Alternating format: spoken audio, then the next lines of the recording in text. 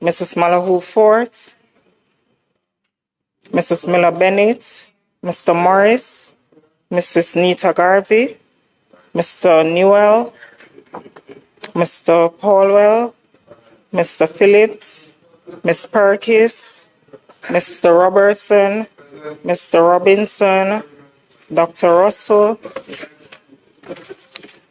Ms. Shaw, Mr. Smith, Mr. Dwayne Vaz, and Mr. Warmington. Thank you, Madam Speaker. Thank you, Clerk. House Leader.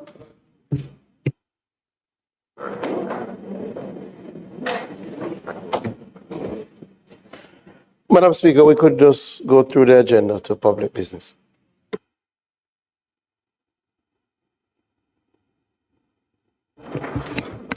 Statement by ministers, announcements, bills brought from the Senate, petitions, papers, reports from committees, notices of motions given orally, questions and answers to questions, motions that may be made at the commencement of public business requiring notice, motions relating to the sitting of the House, motions for leave to introduce bills, presentation of bills without leave of the House first obtained, public business. House Leader.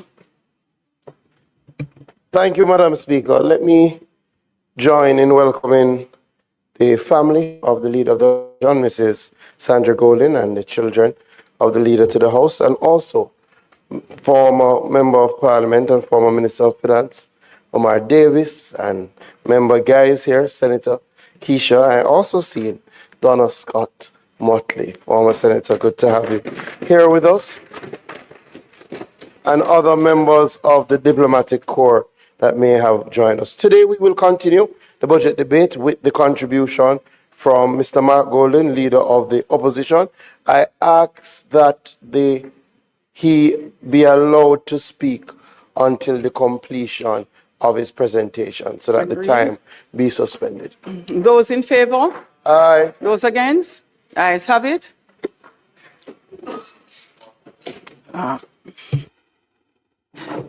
Let's make welcome to his feet, Leader of the Opposition and Member of Parliament for St. Andrew South.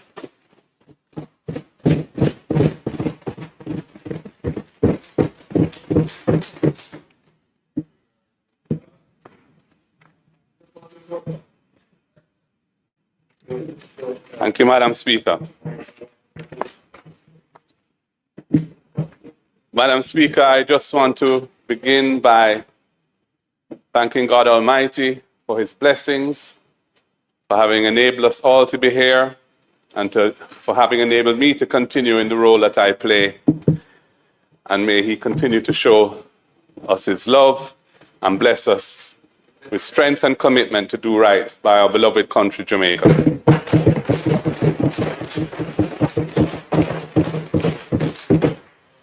I want to also thank my dear wife, Sandra, who is here, for being here.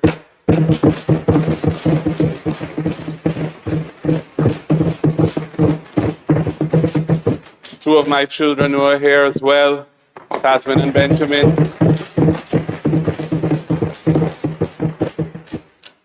And I want to thank the former parliamentarians who've come today, especially, well, all of them. But a special word for Dr. Omar Davis. It is very wonderful to see you, sir. I want to acknowledge the members of the Diplomatic and Consular Corps who are here, and members of my constituency executive, my two councillors, Sarah Marshall and Louise Newland. We have some senators here as well who are parliamentarians. And of course, my colleagues on both sides of the House. It's a pleasure working with you at all times, good and bad. And I particularly want to thank those on this side who have continued to provide me with their full support and enable me to do the work that I do as effectively as I can.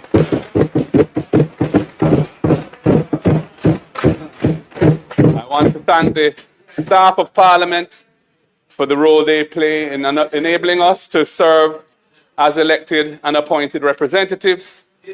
And I know that their situation is not always easy, but we appreciate very much the effort that they put in to enable us to do what we do in this House and in this chamber. So I thank them again. Madam Speaker, the change in political landscape of our great island that occurred in September of last year has profoundly altered the trajectory of Jamaica's future. The result ensured that this budget speech, which is my fifth as party president and leader of the opposition, is delivered from a platform of strength, momentum, and national validation.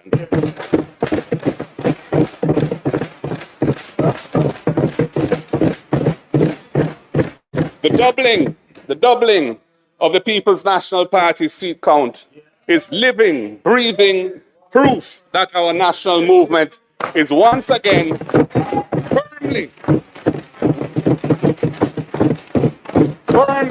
on a path to assuming the responsibilities of government. The work put in since 2020 has borne bountiful fruit and reset deep roots in all corners of Jamaica. It is now surely a matter of when, not if.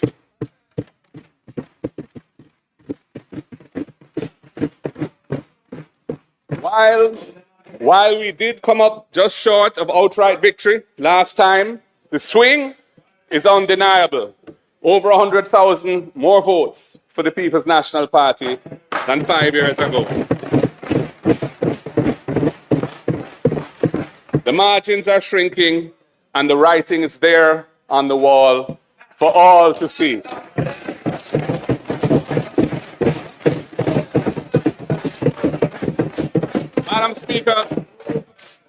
Madam Speaker, the 2025 general election ushered in a new generation of parliamentarians, along with several who had suffered temporary setbacks in the COVID election of 2020. We have dynamic, energized, and eager new faces to deliver. These voices ranging from the Grill in the West to the eastern tip of Portland.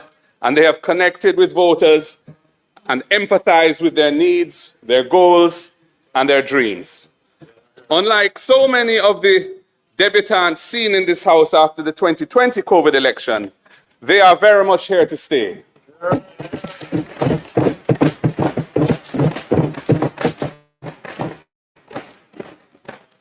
And it is my great honor to serve alongside them, and I look forward to doing so for many years to come.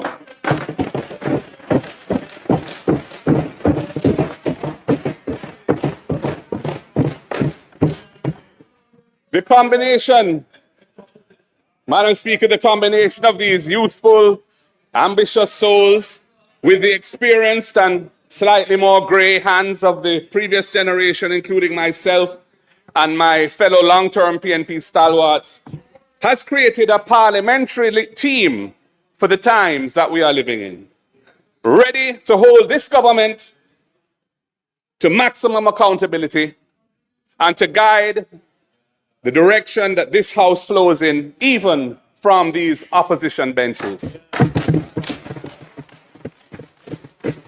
I want to make special mention of the late Dr. Linville Bloomfield from Eastern Portland and the late Dr. Winston Green from Southeast St. Mary, both of whom passed away while serving in this House during a previous term.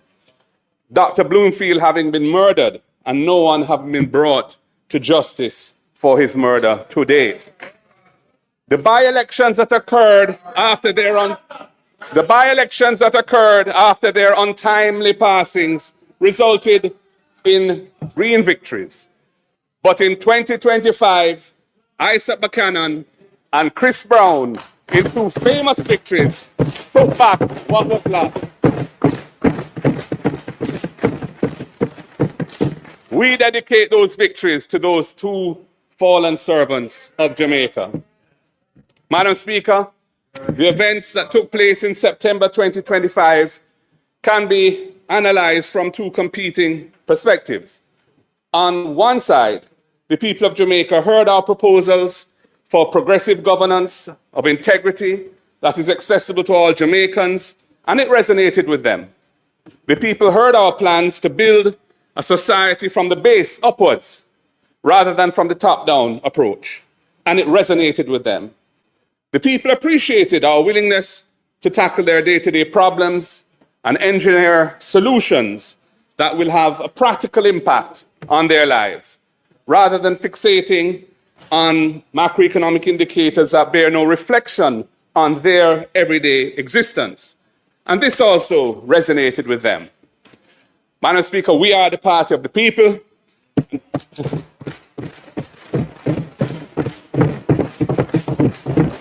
And the people saw our eyes firmly locked on the future. They saw the government looking out for themselves and their interests, and contrasted that with the solution-oriented approach from the party of the rising sun. And while we came up just short, and only a few members on that side know the truth as to why, the writing, as I've said, is very much on the wall.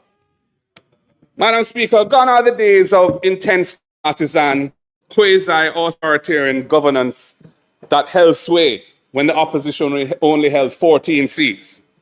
Gone are the days of arrogant sneers from the government benches when certain politically aligned media houses flood the airwaves with misinformation about disunity on this side.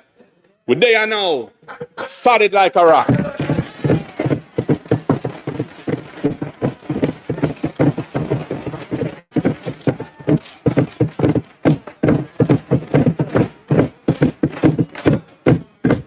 The writing is very much on the wall.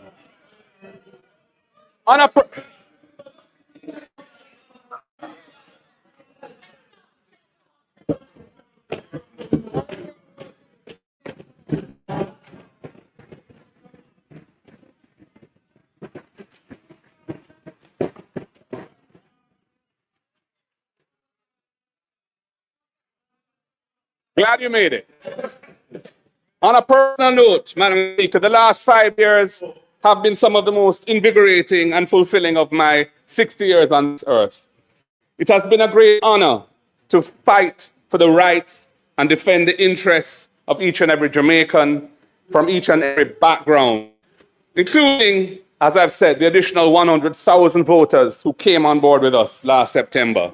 We will not let you down.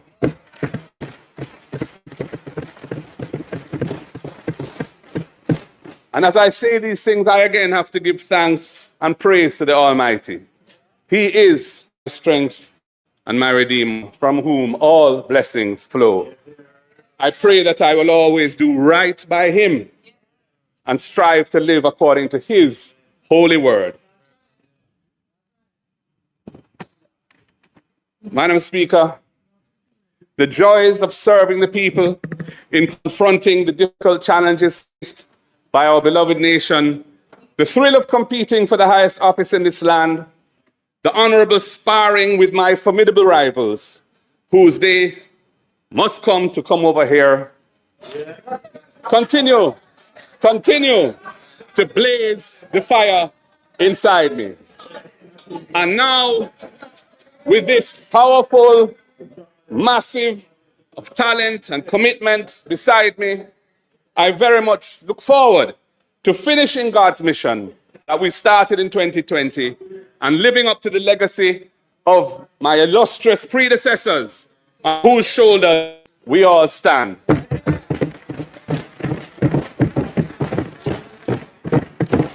And we will do this by bringing a new era of innovative, strategic, caring, and honorable governance to this great nation.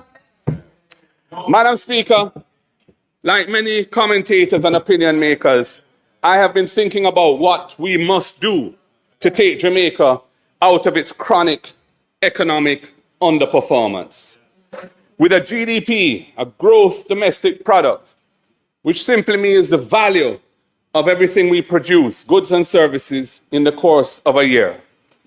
With a GDP of approximately 7,000 US dollars per person, one of the lowest in the Caribbean, compared with 19,000 US per person in Trinidad and Tobago and 26,000 US in Barbados.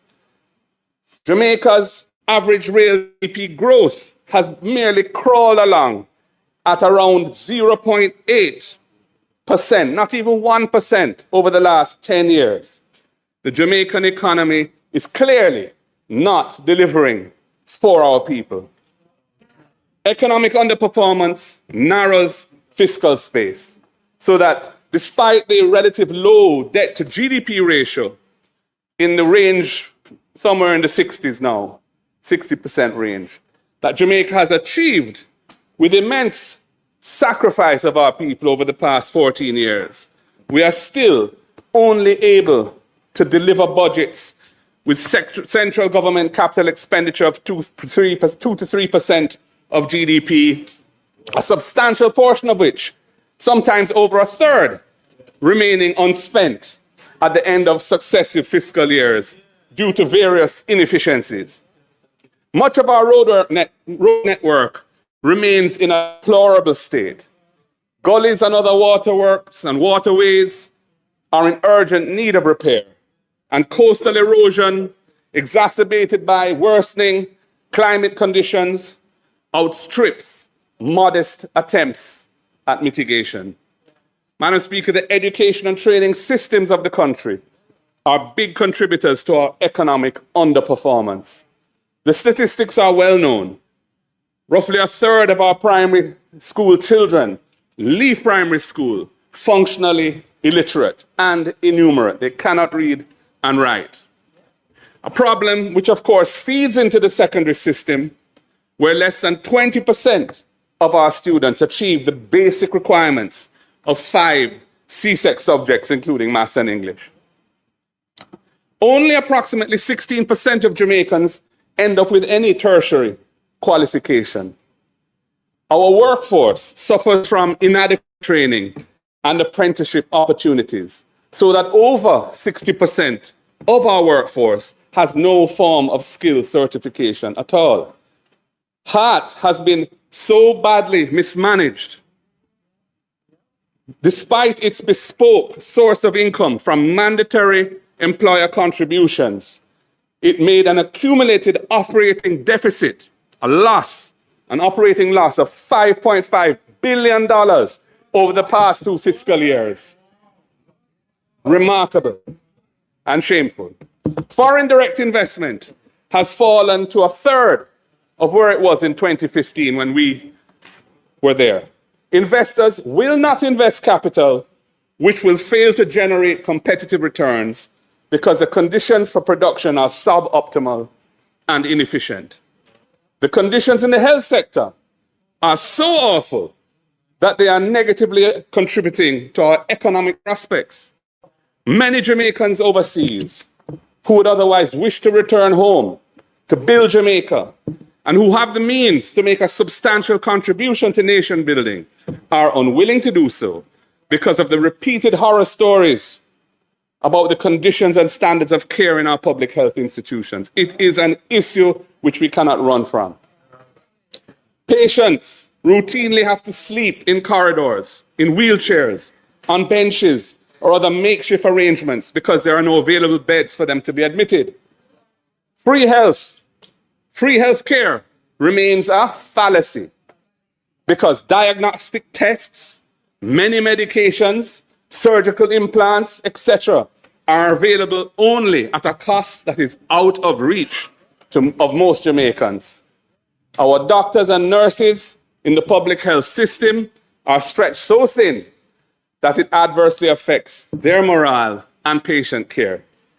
Madam Speaker, Jamaica continues to fall behind as we wallow in our low-tech, low-wage, and low-growth economy. 2 of the industries that employ most of our people, global services and tourism, global services being what many call BPO, are vulnerable to existential threats to their viability like artificial intelligence and climate and geopolitical shocks that periodically cause major downturns. We need a more balanced economy, Madam Speaker. Our economic underperformance contributes to the high levels of migration, one of the highest rates of brain drain, the migration of our trained professionals in the world, the hollowing out of the middle class in this country, many of whom live from paycheck to paycheck like the working poor, despite their tertiary degrees and other qualifications. The high level of school absenteeism, teenage pregnancy, gender-based violence, and other social ills. So, having solved the chronic debt problem that we inherited in 2012 and that we put in the heavy lifting to turn around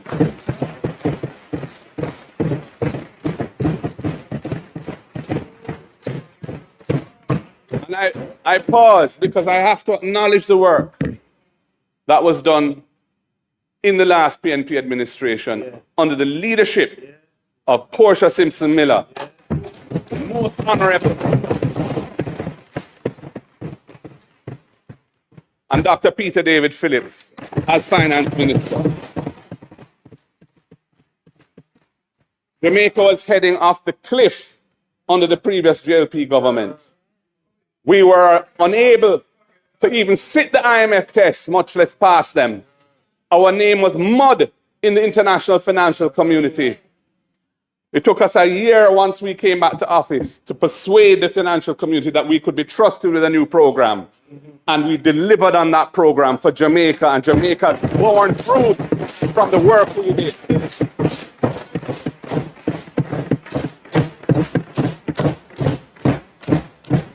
But despite Jamaica having solved the public debt problem, and I say solved it in the sense that it's still high, but we know how to manage it, and we know what it takes to manage it. And we have been successfully managing it for 14 years, consecutively.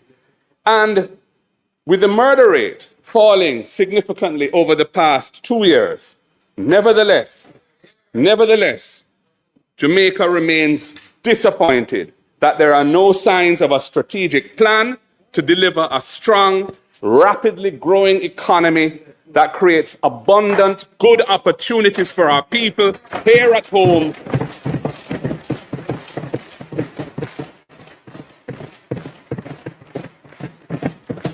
and attracts the return of Jamaican talent residing abroad. So, Madam Speaker, how do we lift ourselves out of this chronic economic lethargy? At the core of the solution is integrity. Honesty in what we say and do is the foundation of trust and confidence. A commitment to accountability and being transparent in how we govern and what we do in the name of the people as the servants of the people. We must strengthen, not weaken or undermine, the national institutions that were established to promote these principles. And we must hold perpetrators accountable for corruption. And of course, I speak of institutions like the Integrity Commission, which I had a foundational role in designing and bringing to Parliament as Minister of Justice, and the Financial Investigations Division. Madam Speaker, during the last general election in 2025, in the campaign, with its manifestos and its debates and its platform speeches, the Prime Minister did not even hint at, much less disclose, his intention to take the massive salary increase that he claimed he had given up when the heat reached him after Nigel Clark announced this massive salary increase on May 16, 2023. Not a peep out of him in the election campaign. Can you imagine that in February this year, a month or so ago, we suddenly learned that effective from payday last September 2025, right after the election, the Prime Minister would be receiving his big salary after all. Madam Speaker, that is the latest chop. That is a real Brogard move. It was a shameful deception, not worthy of the high office that you hold. Not worthy.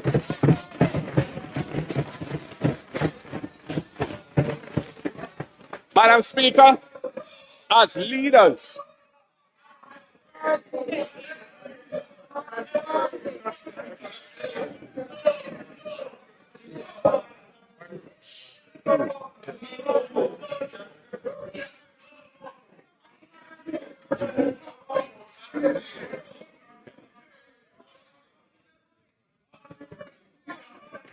yeah, man.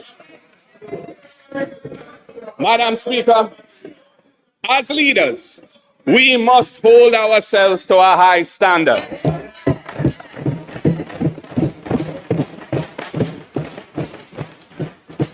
And we should be quick to do the right thing by leaving the scene when transgressions come to light which are not compatible with clean and honest government in Jamaica today.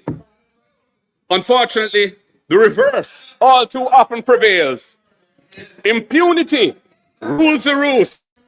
Persons in positions of responsibility become serial transgressors. And it doesn't seem to matter because nothing happens to hold them to account. Madam Speaker, we cannot build our nation that way. We cannot build a nation that our people aspire to and deserve on such weak and wobbly ethical foundation.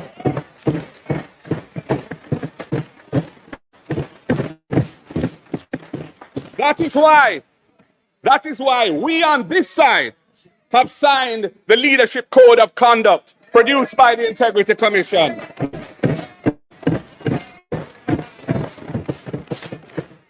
Committing ourselves to upholding principles of good governance and being accountable if we fail to do so.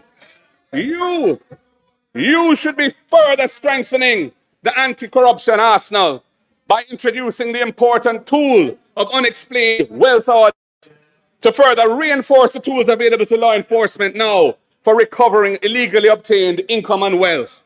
That was agreed upon by both sides in 2019, but you have cast it asunder. Why have you abandoned the procedures of impeachment of parliamentarians and other holders of high office that former JLP Prime Minister Bruce Golding tabled in this House in 2011, and I updated by tabling a private member's bill in 2021? Why are you not pursuing procedures for the recall of non-performing elected representatives to ensure that there are consequences when conduct and performance fall below what is acceptable in a free and democratic society based on the rule of law? Why?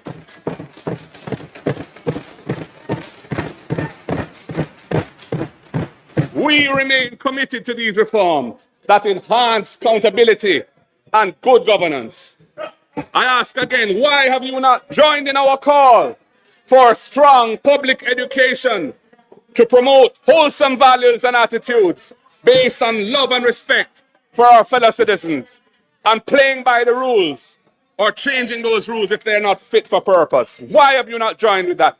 In my budget debate presentation last year, I stated a critical dimension which concerns many people a great deal, and which I feel compelled to address, is what may be referred to as the moral decay of the social fabric of our country. It is manifested in a lack of respect and care in how we treat each other, the callousness of the behavior we see around us every day, and the corruption that has taken over the affairs of the nation. Indeed, it has everything to do with the values we uphold, which uphold our society and our attitudes to life and to each other in our society. That is what I said then. Former Prime Minister Percival James Patterson tried with a values and attitudes program. Sadly, it was sacrificed on the altar of partisan politics. And I think former Prime Minister Bruce Golding has acknowledged his regret about that. I remain committed to pursuing a national effort for a non-political movement that embraces principles and practices for the spiritual, moral, and ethical upliftment of Jamaica. I am committed to that. Politicians should not seek to lead that movement, as experience has taught us that the approach of politicians leading it would likely mean it doesn't get off the ground. But it must be supported, it must be facilitated, and it must be championed by the government of the day. And you are failing to do so. As I said last year, Madam Speaker, our vision is that this movement will be led by spiritual and civic leaders who have the reputation, credibility, commitment, and desire to do so. Collectively, we must raise the bar as champions of change and restore the social fabric of this country.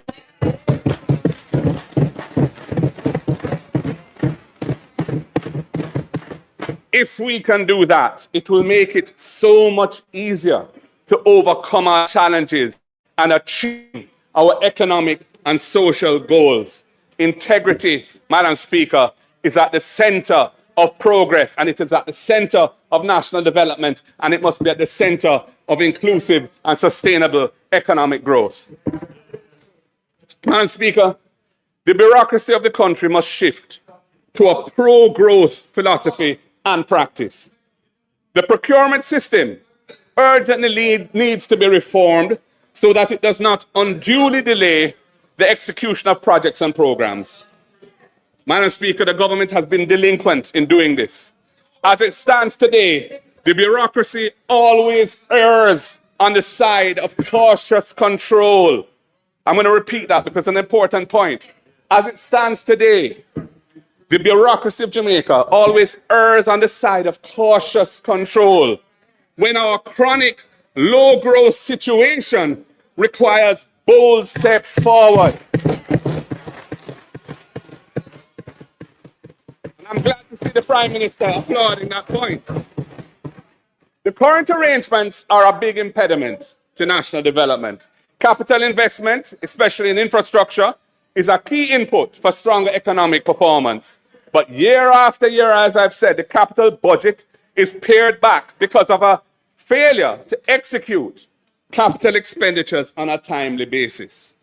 In the current fiscal year, 25-26, now ending, for example, the original budget was for $62.6 billion of capital expenditure.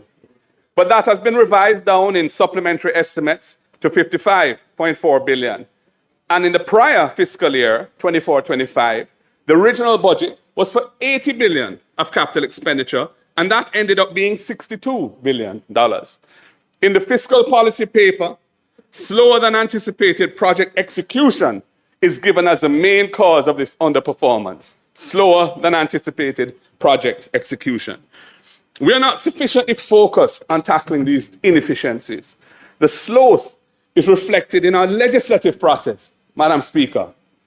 Laws of strategic importance that require urgent amendment or passage remain on the books for years without the problem being addressed. And there are many examples of this, and I'm going to mention 5. The amendment to the companies legislation to facilitate the migration to Jamaica of companies incorporated abroad. A bill was tabled by this government, I think 3 or 4 years ago, that would have done that. Not a word since. Secondly, the amendments to the 2022 firearms legislation to address the impact that it's having on the backlog in the criminal justice system. It needs to be fixed because it is causing big problems in the criminal justice system. Thirdly, the new Customs Act that entered Parliament over 5 years ago still hasn't made it into law. We're talking about the logistics, we're talking about trade, we're talking about the impetus for economic growth and development, and we can't get these critical laws passed in a timely fashion. Fourthly, the amendments to laws governing teenage promiscuity, which are throwing hundreds of adolescents before the courts each year, despite the 2018 reform recommendations of the Joint Select Committee, which I was on and some of you were on, which reviewed these laws, these should be fixed urgently.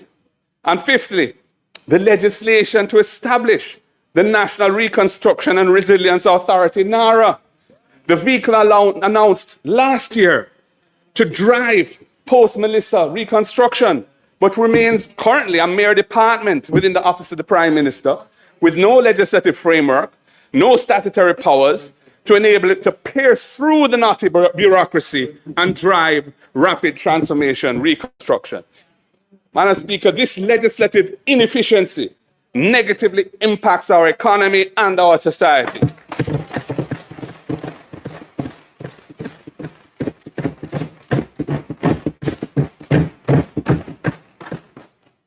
As regards the first of those examples, in its preliminary review of the budget for 26-27, PricewaterhouseCoopers, the international accounting firm, audit firm, commented on the need for initiatives to encourage taxpayers to bring business activities and investments home to Jamaica. We have a big diaspora. We need to encourage them to bring their capital here. PwC said, where designed and implemented properly, this could bring in fresh economic activity that is currently taking place outside Jamaica, which in turn could bring in additional tax revenues after such activities or investments migrate to Jamaica. There is no good reason for this to remain in limbo. And it's consistent with what the opposition spokesman for finance said last Thursday about digital nomads, encouraging people abroad to come here, spend their money, and help to drive consumer demand, drive investment, and drive economic growth. Instead, what do I hear? I hear the Prime Minister retreating 30 years into his spin on FinSAC. He will no doubt to seek to revise history to suit his desired narrative. That is a refuge of someone who has run out of ideas.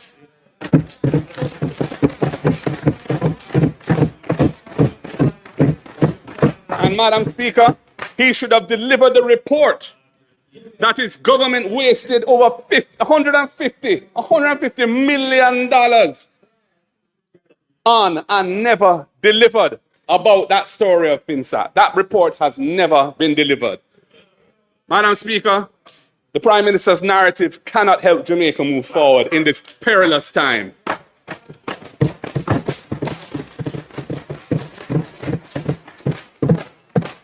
Madam Speaker, while the country's fiscal reforms have achieved debt stabilization is not the same thing as economic optimization.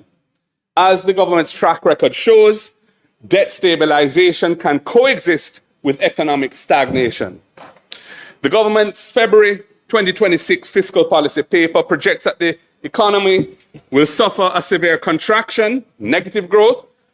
In their paper, they said 4.5% of GDP. I hear the finance minister saying it won't be as bad as that based on what the PIOJ has said recently, but it's still going to be severely negative for the current fiscal year, resulting from the catastrophic impact and ongoing effects of Hurricane Melissa. Unlike the economic contraction brought by the COVID pandemic, the current downturn is caused by real damage to the productive capacity of the country, especially in Western Jamaica. Assets that were damaged or destroyed include homes, business places, hotels, hospitals, schools, farming equipment and farms, etc., electricity transmission and distribution networks, water supply facilities, and other infrastructure. Madam Speaker, I have read that 215,000 buildings sustained damage of varying severity, including approximately 190,000 homes, of which 24,000, they say, were completely destroyed. The World Bank's estimate, based on intense aerial surveys after Melissa, is that the physical damage to the assets of this country, publicly and privately owned, was US $8.8 billion. That's about 1.36 trillion Jamaican dollars, approximately 40% of Jamaica's GDP, current GDP. The Planning Institute of Jamaica, PIOJ, has more recently indicated that when economic losses and various additional costs are included, the total loss to Jamaica from Melissa is US $12.2 billion, which is 1.98, nearly 2 trillion Jamaican dollars, or approximately 56% of GDP, 56%. In other words, we have been hit very, very hard. And we need to fight even harder to get the country out of the slump. Early investment in recovery is needed to turn the negative cycle occasioned by Melissa's destruction into positive economic growth. Early investment. Some of us may be familiar with the proverb, early money is like yeast. And that proverb encapsulates the truism that early investment is needed to turn the situation around.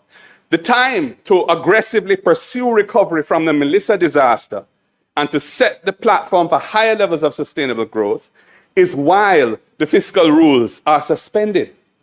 Now is the time to drive GDP growth, because it will be much more challenging once the maximum 2-year suspension of the fiscal rules comes to an end and the law does not permit any further extension. At that point, which is probably, I assume it will be extended for 2 years. It's been extended for 1, but I assume it will be 2 years. At that point, in other words, with the fiscal year commencing April 1, 2028, the fiscal rules will again chip in. The fiscal rules will require years of tight fiscal policy to generate higher surpluses, primary surpluses, that can bring the public debt down to the 60% legislative target by the legislative deadline. This will clamp down on expenditure on infrastructure and other public goods. Having stripped the cupboard bare with the sell-off of the Norman Mann International Airport and the Sankster International Airport's future revenues, no major forward sale of assets is planned that can provide additional fiscal space at that time. So, and I also want to make one point, which is that although the fiscal policy paper has this target date for achieving 60% of GDP as 2030, March 31, 2030, in the law, it's still March 31, 2028. I assume the minister is going to bring legislation to fix that, but who knows? Madam Speaker, with the fiscal rules being temporarily suspended, now is the time to really focus on driving recovery and growth.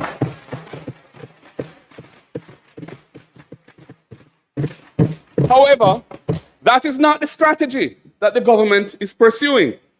The government's housing repair program, roofs, of $10 billion Jamaican for the current fiscal year, 25-26, is less than 1/3 of 1% of GDP. Less than 1/3 of 1% of GDP.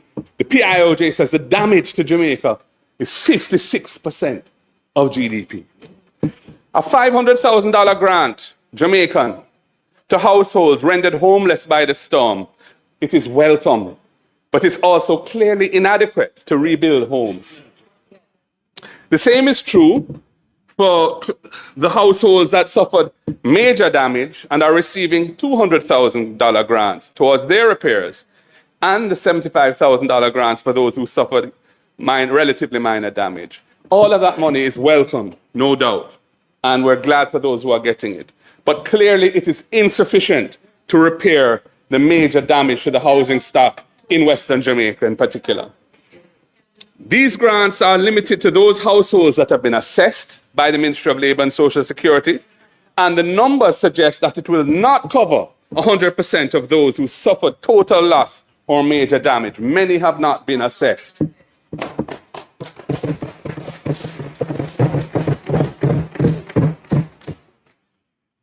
$5 billion out of the $10 billion has been allocated to those whose homes have to be totally rebuilt, which implies support for only 10,000 households of the 24,000 homes that we are told have been totally destroyed.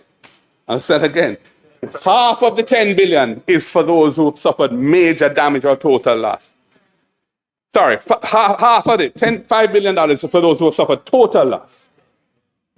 That can only support 10,000 households being rebuilt. And we are told that 24,000 households were totally destroyed. Clearly, not even half.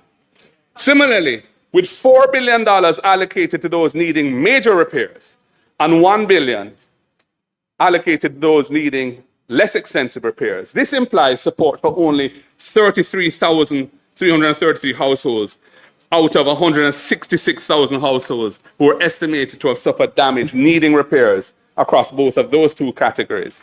Madam Speaker, the upshot is that there is a real need for much more extensive investment in restoring decent, habitable shelter to Jamaicans who suffered housing damage in the hurricane. Much of that damage is uninsured. Homes that receive only partial repairs and are not restored to full habitability will mean families that are hobbled by unplanned housing repair costs for months and years to come. This will only reduce their disposable income to spend on the ordinary needs of life and feed into further economic malaise, the various manifestations of poverty, and worsen the growing problem of mental illness. The ROOFs program also appears to ignore the element of resilience in its design, merely handing out grants of amounts which are manifestly insufficient to cover the cost of adequate repairs, guarantees that households resort to the least cost approaches to effecting those repairs because the money is enough, so they have to make it stretch. This is clearly short-sighted, Madam Speaker, as Jamaicans should be using construction materials and techniques that will make their homes more resilient to future climate disasters than they were before.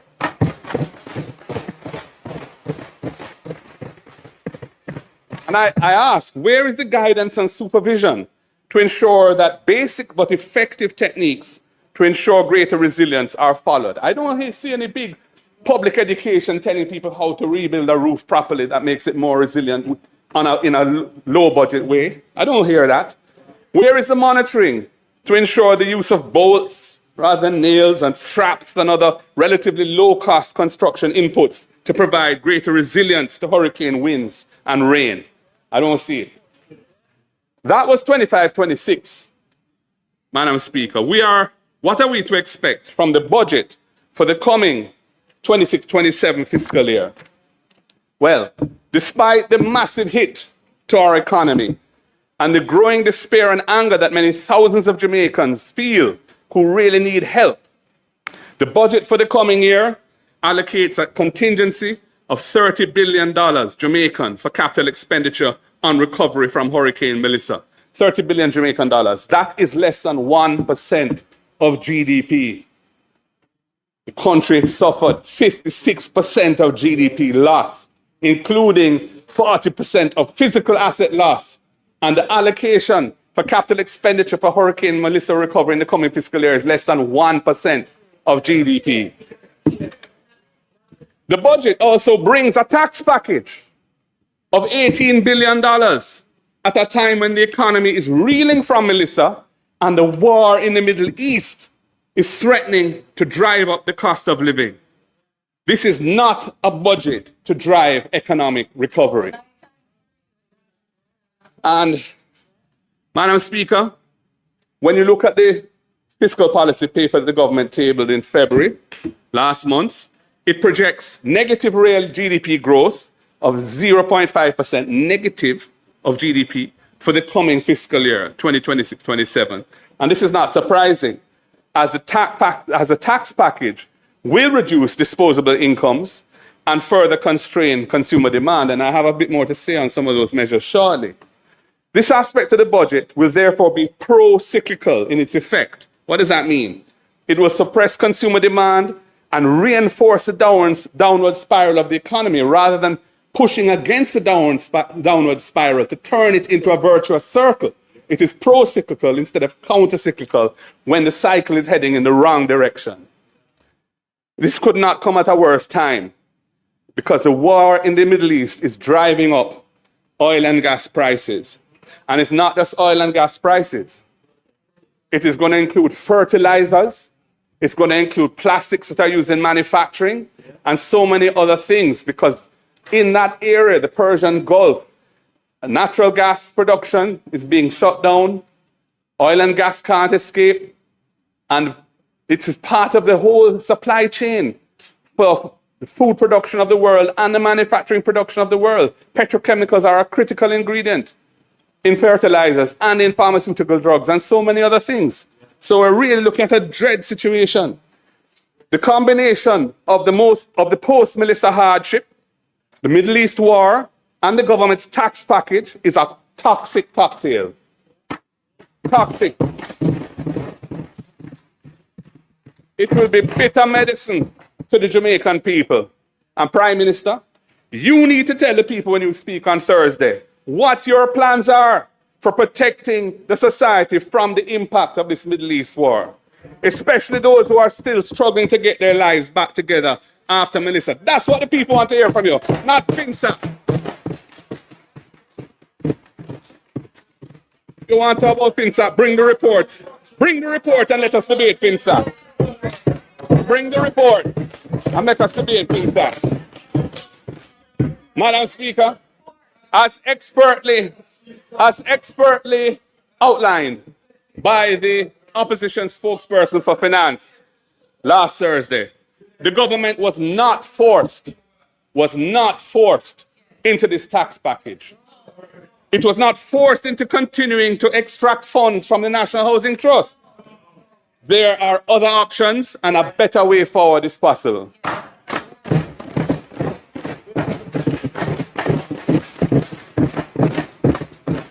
Our finance spokesperson has drilled down and shown in detail that by focusing on the needs of the post-Melissa economy rather than unimaginative bookkeeping solutions, the government could have avoided imposing $29.4 billion in new revenue measures, $18.1 billion of new taxes, and $11.4 billion of NHT extraction on the Jamaican people for the coming fiscal year.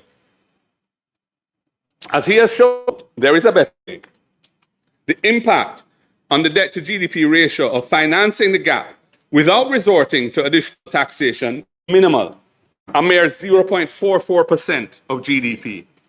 Our approach would leave more money in the pockets of the Jamaican people and more reserves in the National Housing Trust to help reverse the negative GDP growth that Jamaica is now suffering and drive recovery at a faster rate. We have a better plan. A better plan. And Madam Speaker, looking at the tax measures, they are problematic. 10.1 billion Jamaican dollars of tax package is on sweetened beverages and will mainly come out of the pockets of low-income households. Similarly, 3.6 billion Jamaican dollars is increasing as an increase in the Environmental Protection Levy, the EPL, which will be borne by consumers again when manufacturers and importers pass on those costs to consumers. Jamaicans are already facing hard times with a cost of living crisis after the Melissa disaster. It's going to be made even worse by this tax package that the government is imposing on the people. And it's coming at a time when the Middle East war is going to start giving us a severe beating as well. These revenue measures will have an inflationary impact, pushing up the cost of living on the Jamaican people at a time when the cost of living is spiking due to the war in the Middle East. As I've said, bitter medicine is on its way. As our finance spokesman pointed out, despite the way that these measures have been sold to the public, neither of the taxes on sweetened beverages or the Environmental Protection Levy, neither of them is designed in a way which will improve public health or support environmental causes, neither of them. The tax on sweetened drinks is imposed on the volume of liquid in the container, not on the amount of sugar in the liquid in the container. And therefore, it provides no incentive for beverage manufacturers to reduce sugar content. Furthermore, The mere fact that the government intends to collect this tax, which is how it's funding its budget, shows that it intends for the beverages to be purchased anyway, so to generate the tax. And they're not seeking to reduce consumption. I want to just show you. Give me a bottle. This bottle of water contains 500 milliliters, which is half a liter. And it costs $100 on the street or in a corner shop. 2 of these bottles of water make 1 liter and cost $200. A liter of gas at the pump is $185.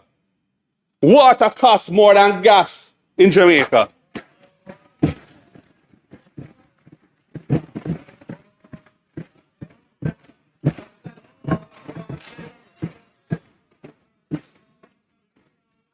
$200 for 2 bottles, making 1 liter, $185 per liter at the pump. Water costs more than gas in Jamaica. If we really want to encourage healthy consumption, then remove the GCT from water.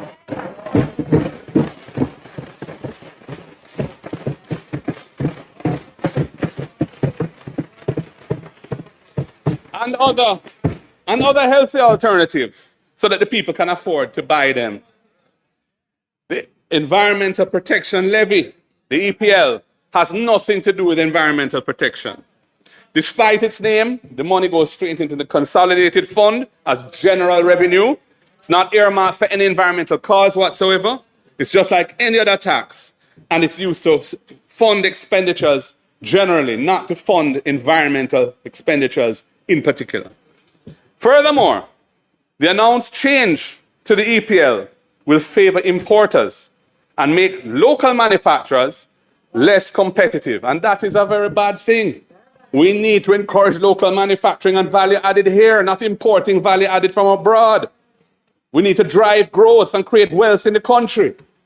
As it stands now, the EPL is applied to 100% of the CIF value of imports, but is applied to 75% of the sale price of locally manufactured goods.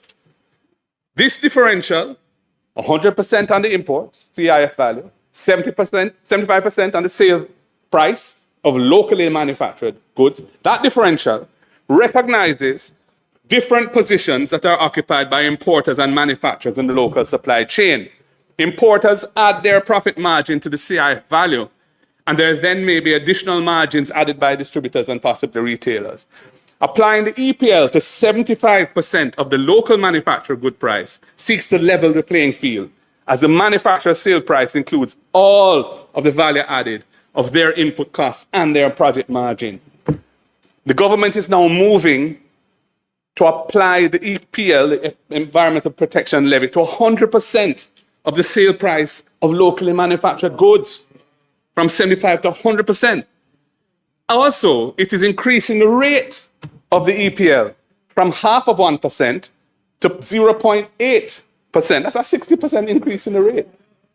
This means that the cost burden of the EPL to local manufacturers will be greater than it is to importers, favoring imports over local manufacturing of competing products, of exchangeable products.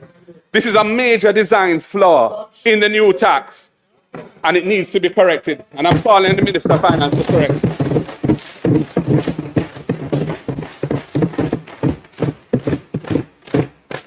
Madam Speaker, in the Minister's Revenue Measures Ministry Paper number 17, the Minister of Finance said that the government is putting GCT on digital services and intangibles purchased from overseas providers by consumers in Jamaica.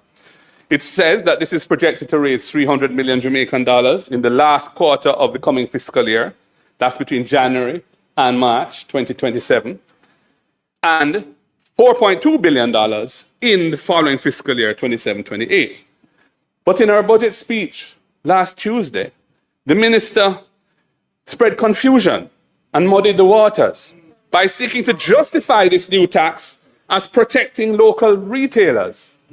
How can imposing GCT on digital services help local retailers? It is policy incoherence.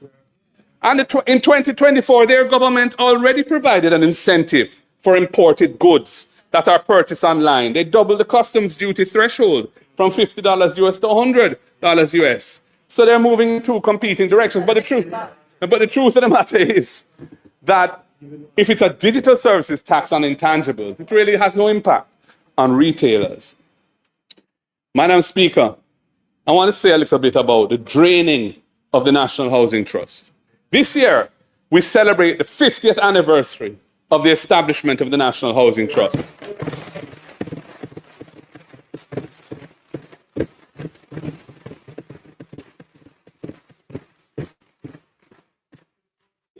It was and is a transformational institutional innovation of the late great Prime Minister Michael Joshua Mann.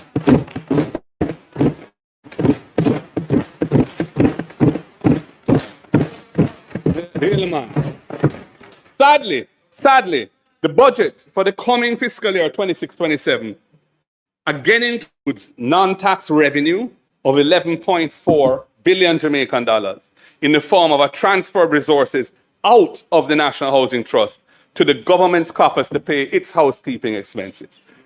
We must recall that this was originally introduced in 2013 as a temporary 4-year measure ending in 2017. It was written into the law as a 4-year measure. It was necessary at that time because we were at the height of Jamaica's debt crisis, when Jamaica was required to achieve primary surplus targets of 7.5% of GDP each year to turn the economy onto a path of debt sustainability. Remember, at that time, the debt was not at 140-odd%, not 60-odd% where it is now. And that was necessary. And it achieved that. And I must tell you, I was in cabinet at the time. We were all very concerned about it. An international accounting firm, independent firm, confirmed to us in writing at the time that the removal of the 11.4 billion per year for 4 years would not undermine the operating performance of the National Housing Trust because of the surpluses it had and the pace at which it was rolling out investment. That is the only basis upon which we were prepared to move with it. 4 years and 4 years only. It achieved the objective, and Jamaica was able to discontinue the borrowing relationship with the IMF in 2017 at the end of our program. Despite those circumstances, the then opposition vehemently criticized it at the time. Vehemently. They even likened it to a bank robbery. And the leader of that party, Andrew Holness, who is now the Prime Minister, said he would never let that happen. He said he would ring-fence the National Housing Trust to prevent its resources from being taken by the government. And he committed to reversing it should he become Prime Minister. Well, he became Prime Minister in 2016, and they have proceeded to amend the law twice to extend it by a further 8 years. And in the throne speech last month, them said they're going to take it for 5 more years again. Oh my God, his words were utterly false. Utterly false.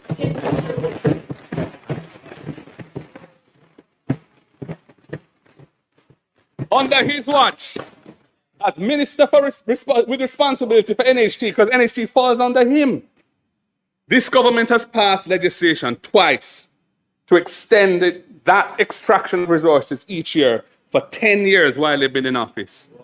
In fact, since they came to power in 2016, they have withdrawn $114 billion from the NHT as non-tax revenue.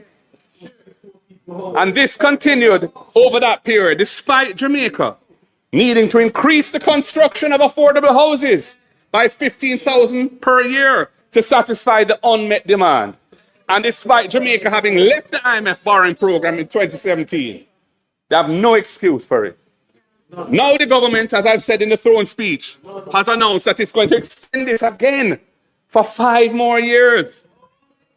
That means that they're going to reduce the financial base of the NHT by a further $57 billion over the next 5 years. At a time when Jamaica's housing stock in western parishes has been decimated by Melissa, These resources should be deployed by the NHT.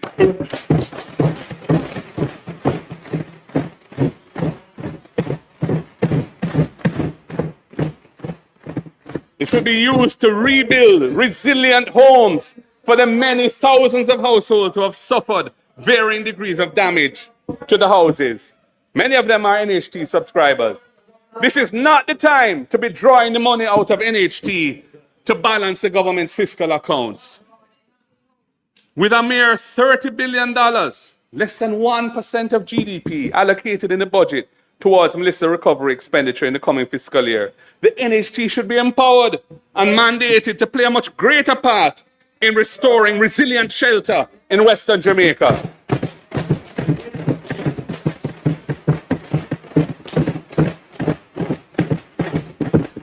This is not the time to be depleting the resources of Jamaica's most important housing institution. Bad policy, Prime Minister. Bad policy. I move now, Madam Speaker. In the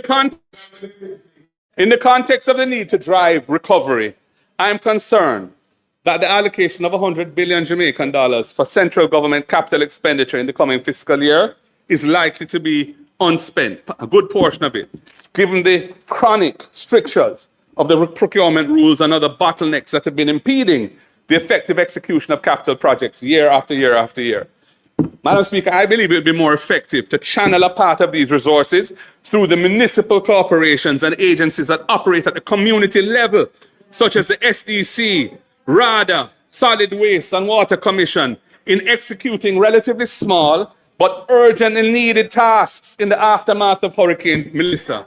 These resources should be deployed to undertake the removal of fallen tree debris, restoring pedestrian walkways and footpaths, restoring fences around publicly owned properties, repairing catchment tanks, cleaning the intakes to springs, cleaning side drains and culverts, repairing broken retaining walls, and other small structural repairs and the like.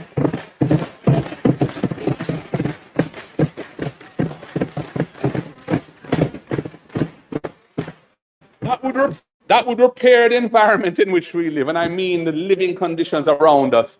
And it would repair the mentality of our people of the live in squalor and decimation from Melissa. It would be counter-cyclical. It would help to push against the malaise that we're now in and take us out of the slum. Madam Speaker, in the quest for greater fiscal space to fund investments to drive national development, there's also another revenue strategy which urgently needs to be pursued. The design of a tax system determines its performance more than the rates of tax themselves. Where systems are fragmented, revenue leaks and is not collected. Where systems are integrated and digitally verified, compliance becomes automatic. PricewaterhouseCoopers, then their preliminary review of the budget, highlighted the importance of increasing tax compliance. And I quote, so that everyone bears their fair share rather than the burden falling on those who meet the moment and pay their taxes as part of their civic duty. End of quote. Madam Speaker, the next stage of Jamaica's economic reform should not be about increasing tax rates. That is lazy, unimaginative, and it's an approach being taken by this government which should change its path. We say no to that. It is bad economics and will be damaging to the economy and the Jamaican people in our current circumstances. I think I should remind them, it is the PNP that reduced personal income tax from 33 and a third to 25%. It's the PNP that reduced GCT from 17.5% down to 16%.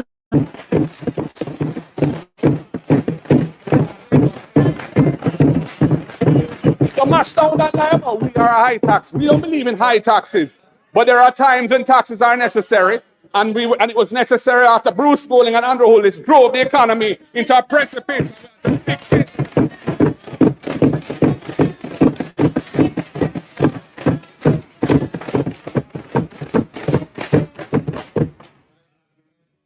Increasing tax rates and putting in new taxes on the people when you're in an economic slump is bad economics and will be damaging to the economy and the Jamaican people in our current circumstances. The next stage should be about ensuring that the taxes that are already on the books, are fully and fairly realized. A revenue system should be judged by how much of what is legally due is actually collected consistently, efficiently, and equitably. Where leakage persists, compliant businesses and compliant consumers shoulder a disproportionate burden of the tax. Where there's leakage, where enforcement is episodic, occasional, arbitrary, fairness erodes. Where systems are fragmented, borrowing costs rise, and compliant taxpayers suffer. In my March 2024 budget presentation, I said this to the current Minister of Finance's predecessor. Minister, I said, the current 15th March deadline is pretty rough on everyone who has to file their taxes. Getting the past year's accounts audited and then preparing the tax returns all by the 15th March is really too much of a crunch. An April deadline could ease the pressure significantly. It's time for change. I continue. Other countries have later deadlines, which helps with their budgeting and financial planning. So why not take a leaf out of their book? It would give taxpayers who file more time to get their taxes right and would improve the accuracy of tax filings. It also improves compliance by allowing a more reasonable deadline. It would be a step towards a stronger, more stable economy. End of quote. Madam Speaker, I'm encouraged to make some further recommendations today because in February, a month ago, we passed legislation partially implementing that recommendation, partially. I say partially because the change in the filing deadline from March to April only applies to taxpayers which are corporations. Individuals and professional firms that operate as partnerships still have to file by the 15th of March. And Madam Speaker, I am encouraging the government to streamline this so that everyone benefits from the more sensible and practical April filing date.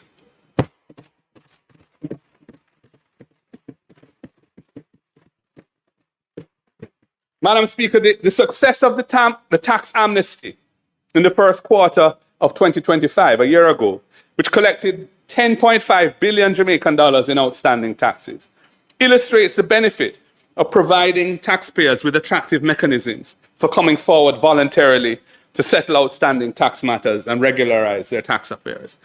I support the call for a voluntary structured tax settlement program to be developed and implemented in Jamaica. It was, again, in Pricewaterhouse's circular on the current budget, and I think it's a very good idea. It should be supported. Jamaica also needs to seriously pursue a structural integration of systems so that tax compliance becomes automatic rather than discretionary. Some estimates, which I have seen, suggest that the improved realization across key revenue categories could yield up to 60 billion Jamaican dollars annually without increasing any tax rates or imposing any new taxes at all. Our finance spokesperson provided a telling example on Thursday last of how $8.6 billion of this can be achieved in the coming fiscal year. And, you know, the truth is that if we had a year to roll it out, we would collect a lot more than 8.6 billion. And he conservatively puts the 8.6 billion because he recognizes that it will take some months of concerted effort, serious management of the system, backed by serious political will to make it happen. But it could be done. GCT, General Consumption Tax, is Jamaica's largest indirect tax, and it is projected to generate 330 billion Jamaican dollars in the upcoming fiscal year. And the related tax, the Special Consumption Tax, SCT, is projected to generate another $113 billion Jamaican. The system requires businesses to collect these indirect taxes at the point of sale, hold it in their cash flow temporarily for a period, and then remit it later. That time lag creates opportunity for underreporting, inflated input credits, nil returns despite commercial activity, and fraudulent refund claims. Enforcement relies heavily on audits after the fact, and these are costly and necessarily selective and unevenly applied. Many countries have addressed this, not by raising rates, but by redesigning the tax architecture. Electronic invoicing systems are now standard across much of Latin America and parts of Europe and Asia, requiring invoices to be digitally validated in near real time. Every transaction is time-stamped. Every input credit must match a verified supplier invoice. Returns are auto-populated from validated data. That shift is transformative. It moves the system from post-event enforcement to transaction-level verification. The documented increase in revenue collections from implementing these systems actually range from 5 to 15%, depending on the level of previous compliance. For Jamaica, even a conservative projection of 2% improvement in effective GCT and SCT realization would yield $8.6 billion annually as our finance in the first year. And of course, it would pick up more as we ram compliance and really get everybody to adopt the system. Madam Speaker, no GCT or SCT rate increase is required, none. Just better system design. The government will likely tell us it isn't assured and it can't be done. That's what I expect to hear from them. Well, I'm here to tell you that with political will and effective management, driven by dynamic and energetic leadership, it could and should be done without delay.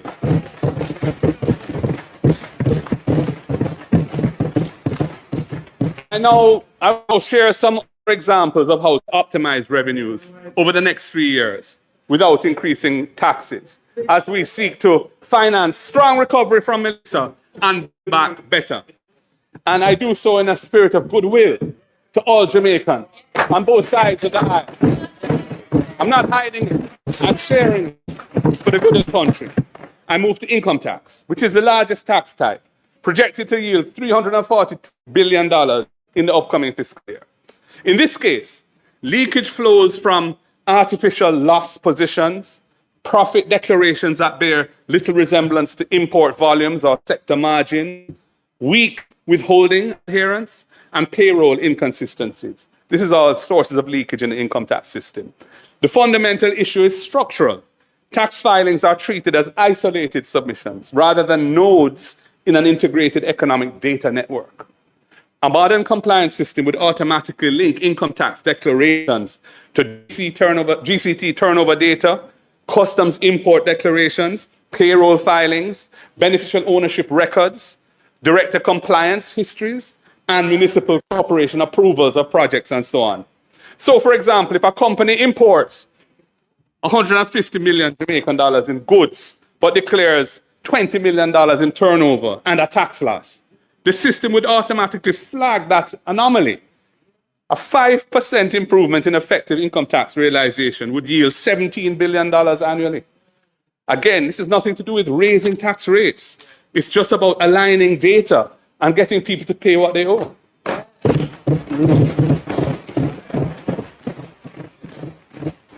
I move to customs duties. Customs duties are projected to earn 78 billion Jamaican dollars in the upcoming fiscal year. And while this is a significant revenue source, the importance of international trade taxes extends beyond the port. When imports are undervalued or misclassified, GCT on imports is understated. Profit margins are distorted. Income tax collections decline. Sector comparisons become unreliable. Digital valuation tools and automated inland reconciliation can address this source of revenue leakage. Import data should inform expected turnover bands and profitability benchmarks automatically. Outliers should be visible in real time. A 10% reduction of customs leakage, a 10% reduction of customs leakage would yield $8 billion annually and would also reinforce inland compliance. I move to municipal corporation approvals. Municipal building approvals represent hundreds of billions of dollars in economic activity each year. Municipal building approvals are hundreds of billions of dollars in economic activity each year. yet they are disconnected from tax reporting systems. A developer may construct $600 million project while filing minimal GCT returns and declaring little or no income. And I think some of us in here probably know about that.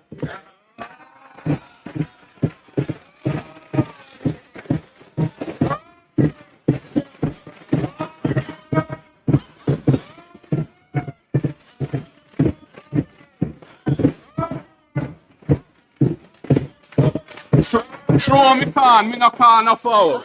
Pick it up for your business.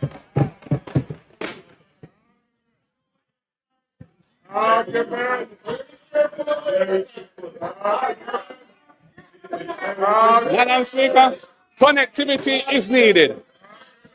Once a building permit is issued, the approved value of the project should be logged in the tax system.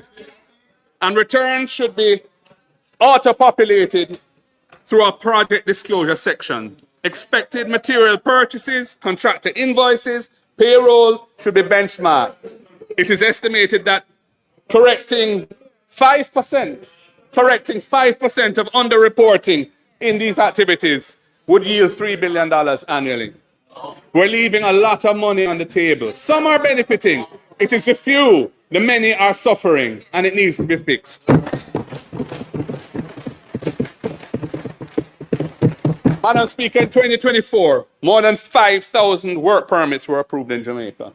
Yet permit issuance is not systematically reconciled with payroll, filings, or statutory contributions. If a company holds 10 active work permits but files payroll for only 10 employees, that discrepancy should trigger an automated review. Fixing this could generate $250 million annually, reinforcing a simple principle that every compliance node must connect. It's about connectivity. In summary, Madam Speaker, if well executed and taken together, these systematic reforms could yield additional revenue per year of close to 2% of GDP without increasing taxes. This is not incremental reform. It represents additional fiscal space of 10% of GDP over 5 years. It is achievable not by increasing the tax burden, but by being smarter in how we utilize the architecture of the tax system. Reform to improve the integrity of the tax system is not punitive. It promotes economic fairness. It promotes economic fairness. It protects compliant businesses from being undercut by non-compliant competitors. It narrows bureaucratic discretion. It shrinks the space for corruption. It strengthens investor confidence. It increases fairness. Madam Speaker, Jamaica does not need higher tax rates. It needs systems where invoices validate themselves, where payroll reconciles with permits, where imports reconcile with profits, where billing approvals inform tax returns, where risk detection becomes structural rather than episodic.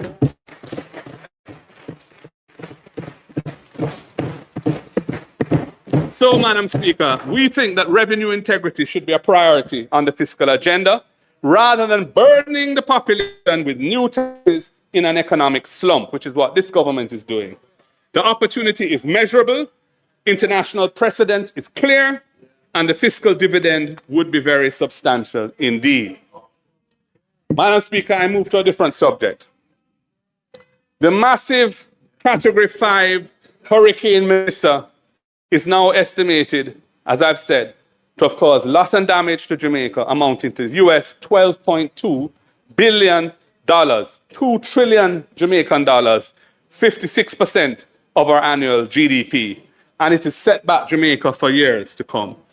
The cost that lies ahead to rebuild and insure against recurring Category 5 and strong storms will be very heavy also. So the question arises, can and will Jamaica have to bear this loss alone, this massive cost for destruction to which we contributed so little? Cat 5, Melissa, was not happenstance. It was not an accident.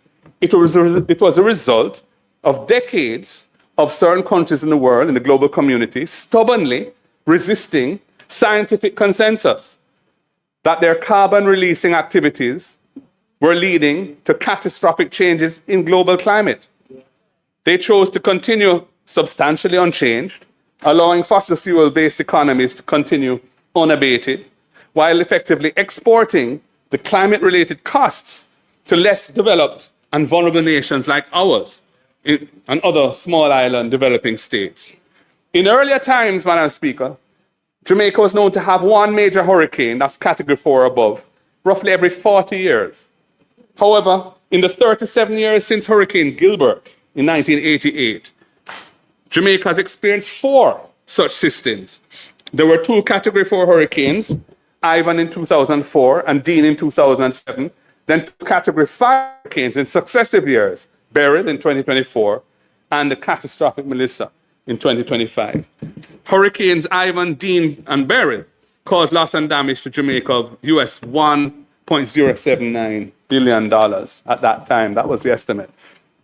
Outside of some important voluntary contributions from third parties, which we honor and welcome, Jamaica has borne the cost of the expenditures relating to these disasters. Financing, mainly through loans, incurs interest and capital repayment, as well as sometimes conditionalities that fetter our room for maneuver. Jamaica has had to absorb these costs substantially on our own because, firstly, the link between CO2, carbon emissions, and climate change was not firmly established at that time. And secondly, the legal, scientific, negotiating, technical, and administrative capabilities were not in place to do anything about it. And thirdly, the international legal framework was still in negotiation. Madam Speaker, Hurricane Melissa has created a potentially game-changing shift. Among other things, firstly, Melissa did not follow the historical pattern of these major systems. It was a tropical storm which, while meandering slowly, almost stationary in the Caribbean, intensified rapidly in these waters, where sea temperatures have reached 1.4 degrees above pre-industrial levels. And then it moved directly to Jamaica. It is generally accepted that Melissa's peculiar intensification and power were a climate-related phenomenon. Secondly, Hurricane Melissa struck Jamaica about 4 months after the International Court of Justice, the World Court, had issued a unanimous advisory judgment that states can be held liable for damages caused by climate change. Now, Jamaica has been a minimal emitter of greenhouse gases that have caused global warming. Yet we are bearing the pain from the irresponsible and selfish actions of others. This is fundamentally unjust and unprincipled. As a major victim of the effects of climate disasters, Jamaica cannot remain docile and just passively assume a mountain of additional climate-related debt that will fetter and postpone our national development for decades to come.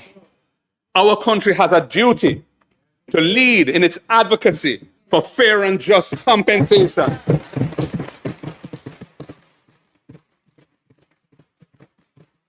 Fair and just compensation from those states who have put us and others like us in this position of extreme vulnerability. In our interests, in our own interests, and out of a duty to other vulnerable countries like ours, which continue to bear the loss and damage from climate change and will continue to bear it, should now assemble a team of the most experienced legal experts and prepare a legal brief on the possibility of recovering compensation for the loss and damage inflicted on us by Melissa. The ICJ, the International Court of Justice, opened the door last year, and we must push that door further open. Madam Speaker, the legal brief should consider the prospects of a case being taken to the International Court of Justice, relying on the responsibility of certain countries for the global temperature increases that resulted in the damage wrought by Hurricane Melissa. A decision of the International Court on this issue would be binding on the states found liable for the overheating that triggered Hurricane Melissa. That decision, which would be of considerable economic value for Jamaica, may possibly be obtained pursuant to the contentious jurisdiction of the International Court. It is not beyond imagination that could be done, and we owe duty to other countries and ourselves to see if it's possible.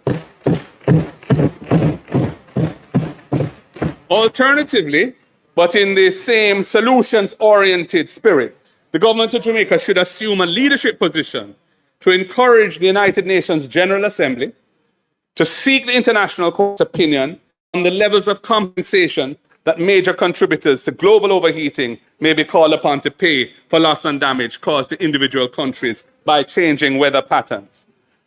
In the matter of loss and damage caused by the climatic effects of global warming, surely the law and equity are on the side of small developing states that have not contributed in any significant way to this phenomenon.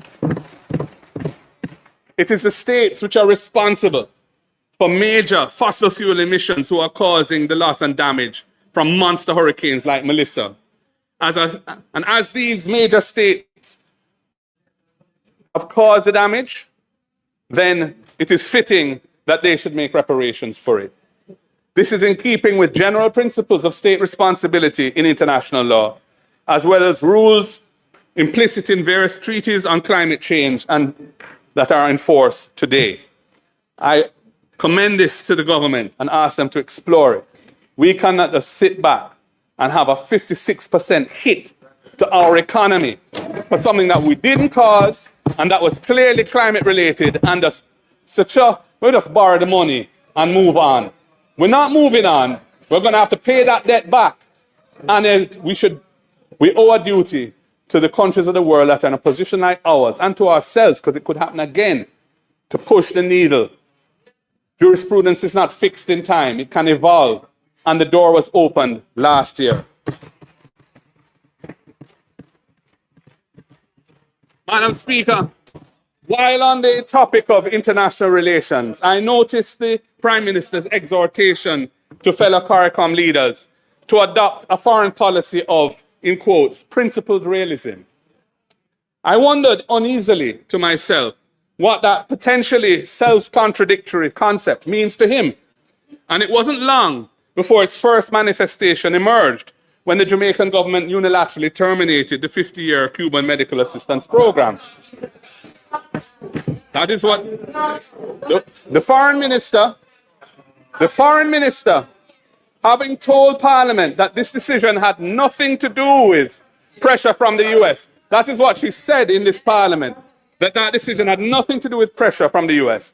A few days later, had her ministry subsequently issue a statement affirming that it is widely known, in quotes, that the US has publicly raised concerns with the program, before articulating what I regard as unconvincing reasons as the purported justification for terminating a program that has done so much to help Jamaicans to have access to quality health services, and the termination of which has left a very substantial unfilled gap in healthcare delivery, especially in underserved areas. Now I say, if you operate, Prime Minister, you operate in fora, which I do.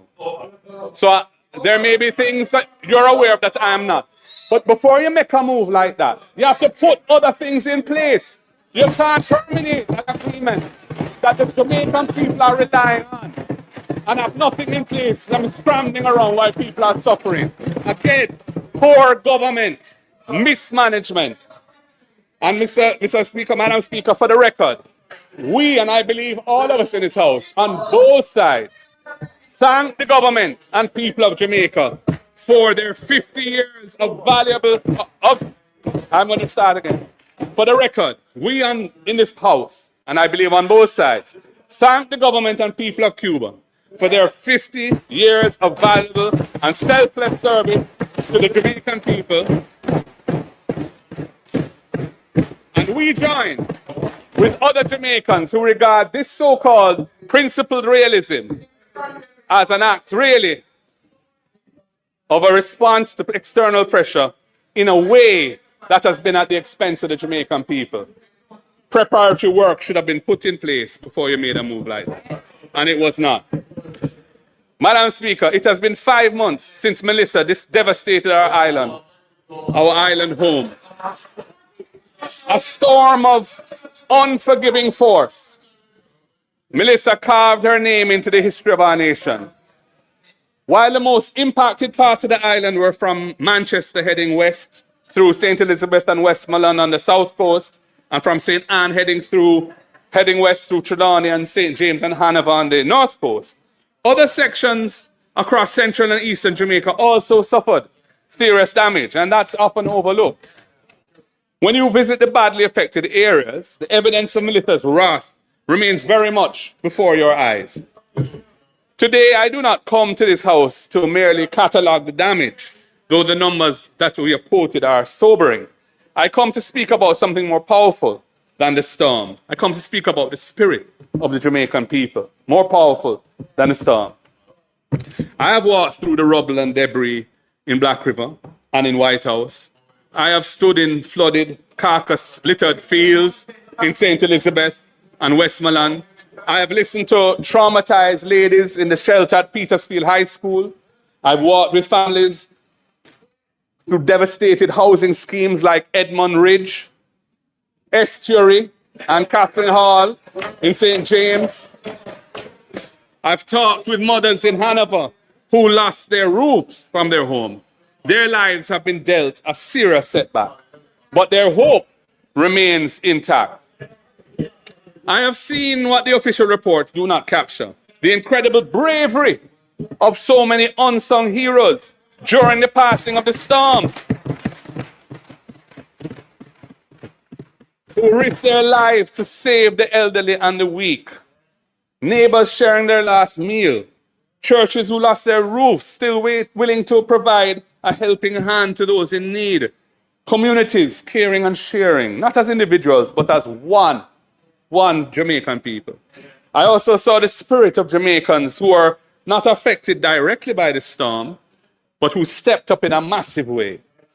They filled barrels, boxes, planes, bags, trucks, cars, and headed to the worst affected areas to help. Our entertainment community were beacons of hope and help. And I want to big up the likes of Shaggy, Sean Paul, Spice, Buju, Bounty, Shensia, Russian, Kemar, Romich, and so many more. I want to big up NGOs like Food for the Poor, Hanover Charities, World Food Kitchen, and several others who have played a massive part, helping to fill the gaps that the state did not respond to. And then there are our extraordinary Jamaican people at home and abroad who lent a helping hand week after week to their brothers and sisters during a very frightening and difficult experience. We say to all of them, thank you. Thank you. Madam Speaker, a storm can take a roof or blow down a house, but it cannot break the spirit of a determined and resilient people. Our people remain unbroken, and so too does our resolve. We will not simply rebuild what was, we must build back better than before. This is not just a slogan. It must be a covenant, a solemn commitment that the hardship that our people have endured will not be wasted and allowed to repeat itself again. We must use this moment of crisis as the catalyst for transformation. The homes we rebuild must be able to withstand the next major storm. The roads we repair and restore must not just wash away with the next serious flood rain. Our party is committed to policies and programs that will build an economy that works for every Jamaican, not just the privileged few.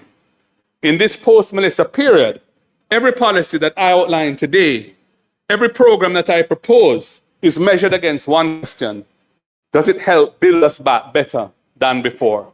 That's the question. Does it help us build back better than before?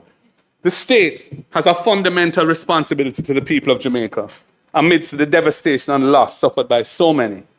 Resilience without resources is rhetoric, mere rhetoric. The people need more than speeches. They need prompt and effective action. They need a government that shows up and steps up and fixes what is broken. And that plans not just for the next election, but for the next generation. That's what the people need.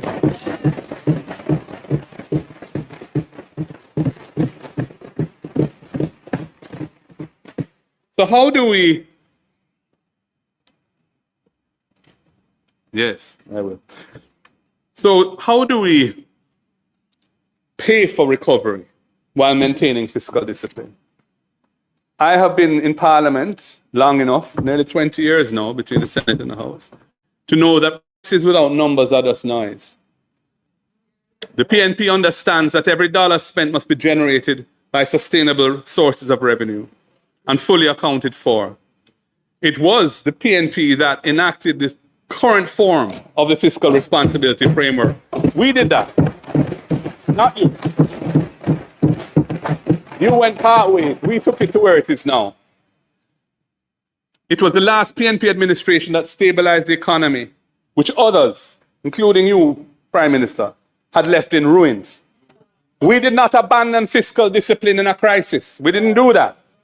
We applied it with greater discernment and precision, because building back better than before requires not just vision, but the credibility to finance that vision responsibly. The hurricane has damaged our infrastructure, but it must not damage our future. We must manage our resources with the care of a good mother, how she manages her household, knowing that recklessness today means greater problems tomorrow. However, in a sharp downturn like the one we are facing now, after a calamity that has damaged the nation's productive capacity, fiscal responsibility does not mean bookkeeping.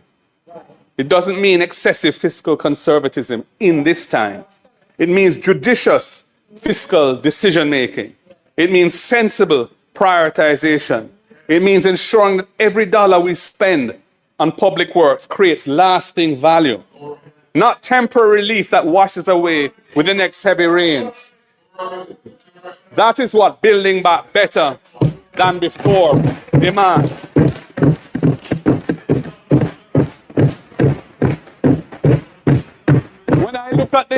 When I look at the estimates of expenditure that were tabled in February, I have to ask, where is the vision for recovery and reconstruction? Where is the strategy to guarantee that the houses we rebuild will stand for generations? We are offering not just criticism, but a credible alternative. Resilience built in, not added on. And this must be done while protecting the fiscal gains that Jamaicans have sacrificed so much to achieve. They're not your successes or our successes. They are the people of Jamaica's successes. Those are the ones that have delivered us where we are now. And so I'm going to just go through with some of our ideas around how we should proceed. Madam Speaker, there is no development without energy. Energy. Jamaica's economic development is being retarded by the high cost of energy. Jamaicans pay some of the highest electricity prices in our region. This is not a fact that we must accept. This is a problem that we must solve.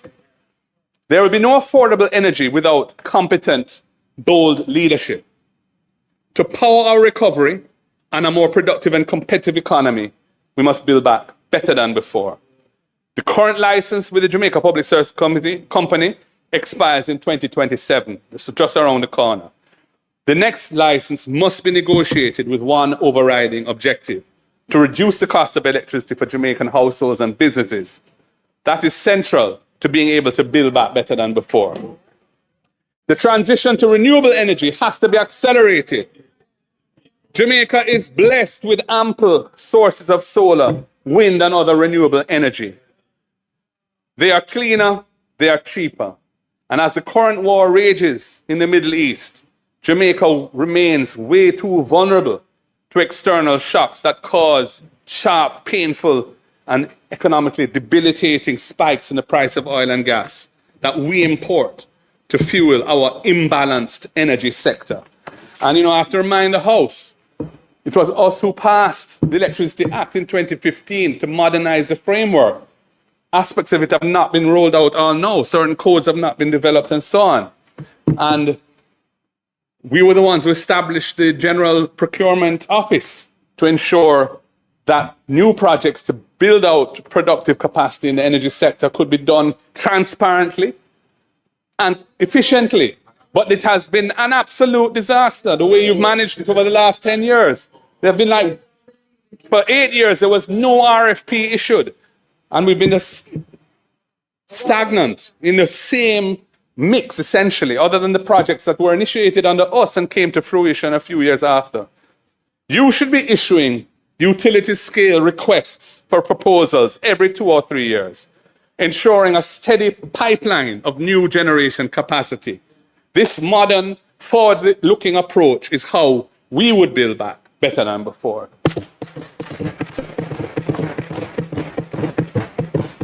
You also need to seriously tackle the social dimension of energy poverty. Tens of thousands of Jamaican households remain informal customers, living in fear of fires and disconnection. Our electricity empowerment program would help low-income houses and households regularize their connections with support for rewiring, inspection, and solar panel installation. We've been calling for this for several years now. You made a small start last year. It's kind of faltered. In my own constituency, I was one of the first people to write in with a proposal for the program that was announced last year to be rolled out in my constituency. I've heard nothing since. You also, I should say that our electricity empowerment program would help low-income houses regularize connections, supporting rewiring, inspection, and solar panel installation. This is not just about reducing electricity theft. It is about restoring dignity and security in people's homes. It's about bringing everyone into the light, safely and affordably. That is building back better than before.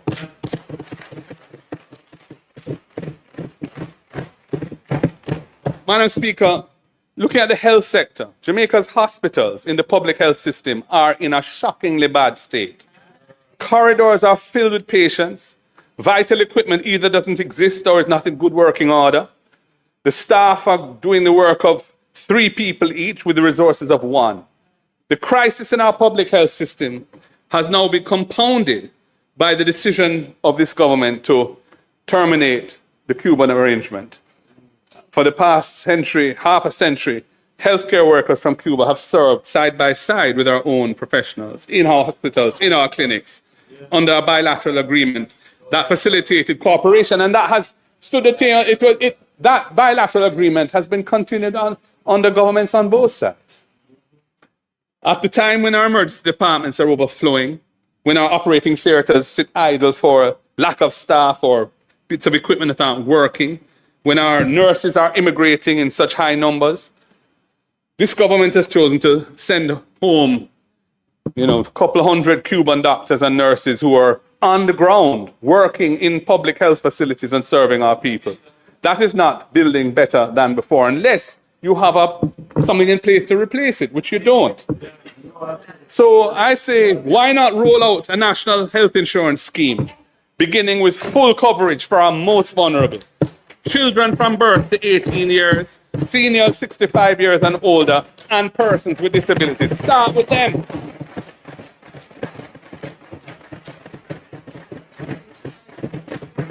This expansion of coverage should be a cornerstone of building back better than before. If it can't be done in this fiscal year, then do it in next. But get started. It requires a lot of work to do it.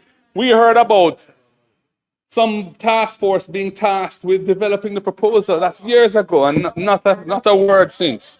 So much talk and so little action. You, Madam Speaker, you guys, your side, should prioritize functioning diagnostic services in every public hospital. Functioning. No patient should have to wait for an ambulance to transport them elsewhere for a CT scan. No parish should lack basic radiology capacity. We would ensure that every parish hospital has diagnostic equipment that is working, maintained properly, and staffed adequately. That is what a modern health system looks like, and that is building back better than before.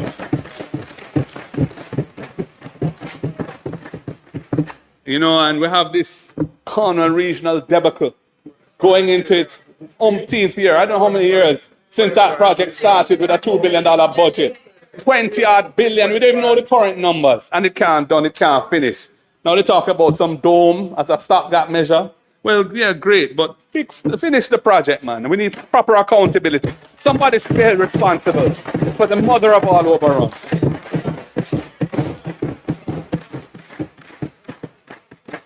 Madam Speaker, prevention is better than cure. And prevention requires accessible primary care. You should bring healthcare closer to the people who need it most. We will be upgrading community clinics, extending opening hours and installing better equipment. That is building back better than before. You need to restore morale in the health service by restoring respect for those who deliver the service. You should be compensating healthcare workers fairly and providing them with housing support through the National Housing Trust and ensuring that they have the tools that they need to do the job. A stronger, more resilient health system requires stronger, better supported workforce. That is building back better than before. Too many of our people are leaving our shores in healthcare and education, in all the professions, because they're not being adequately looked at. And it just needs a proper retention plan with some creative thinking. We have come up with that. We've given them a load of ideas as to how to do that. No, they don't do anything. Just talk. Just talk. Madam Speaker, a nation that does not properly educate its children cannot achieve its development goals. Jamaica has a crisis in education with well-documented unacceptable underachievement at the primary and secondary levels, leading to a low rate of tertiary level qualification, and that helps to keep our economy weak and unproductive and uncompetitive. Hurricane Melissa has only made that crisis worse. Damaged schools, poor access roads, disrupted families, heightened economic pressures have pushed absenteeism to unacceptable levels. I heard today where a senior police officer in one of the affected parishes was saying there's some 400 students who are missing from the system. In one parish alone. In one parish alone, 400. That was in today's news. My goodness. Thousands of our children cannot attend school 5 days a week because they cannot afford transportation or a daily meal. This has to be addressed head on. Madam Speaker, importing 110 old buses for 1.4 billion Jamaican dollars for rural student transportation without following any competitive procurement procedure has, within a few months, been shown to be a very bad decision, if not worse. If not worse. We told you that from the very beginning. Now, after $1.4 billion of purchasing these old buses and another $871 million in operating expenses with a revenue model that has not worked at all, you say that you're switching to new buses. All I can say is, what a tangled web you weave when you practice to deceive.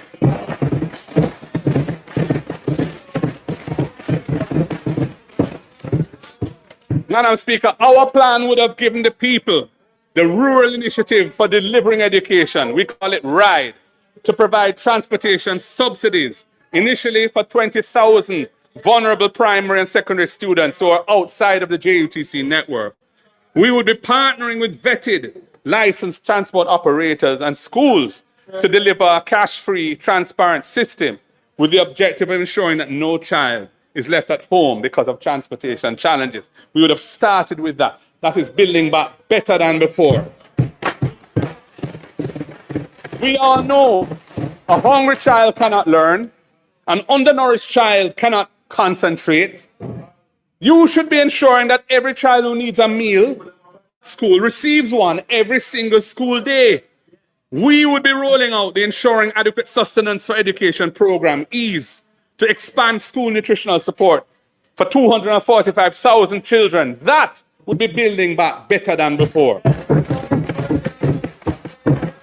You should be making sure the children learn, not leaving so many to suffer in illiteracy. Our plan would be tackling the systemic underperformance by investing in teacher training, smaller classes, modern learning techniques and materials. We would be relentlessly prioritizing the fundamentals of reading, writing, and arithmetic and cognitive skills. You have just started to scratch the surface Thank God for a few private sector and NGO operators who are showing the way in how to address this issue. But it must start early in the school system, not when they're already way past the age that they should be and can't read and write. You should be also addressing the historic deficits of self-esteem, self-love, personal discipline, and a sense of responsibility for others. You should be ensuring our children understand who they are, the greatness of their past and their potential, and what it means to be a citizen of Jamaica. We would be tackling adverse social behaviors head-on by embedding the teachings of the right excellent Marcus Messiah Garvey in the national curriculum and restoring civics education fully. We will be expanding programs for children with special needs, which is a huge problem in the country. Madam Speaker, a respected and motivated teacher is a retained teacher, someone who stays in the system. And a retained teacher is a gift to our nation that keeps on giving for generations. I have to ask, where is your teacher retention plan?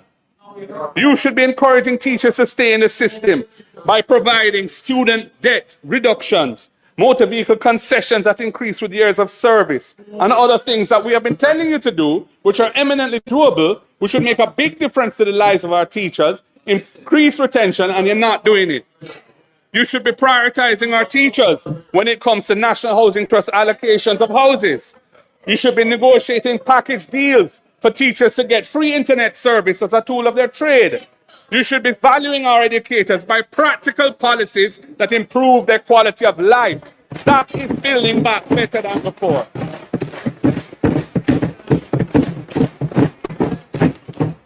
Madam Speaker, only about, I think it's 21% of the eligible population is enrolled in tertiary education, only 21%.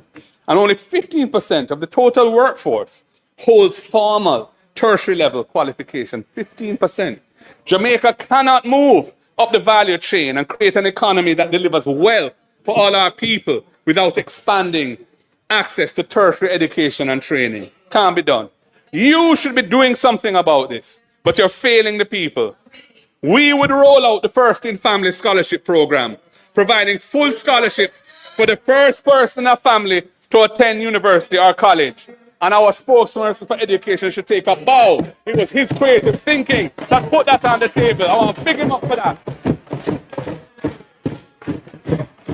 With the benefit of that investment in their socioeconomic upliftment, they could then help their brothers and sisters to do the same. Madam Speaker, education should lift people up, not weigh them down. Education should lift people up, not weigh them down.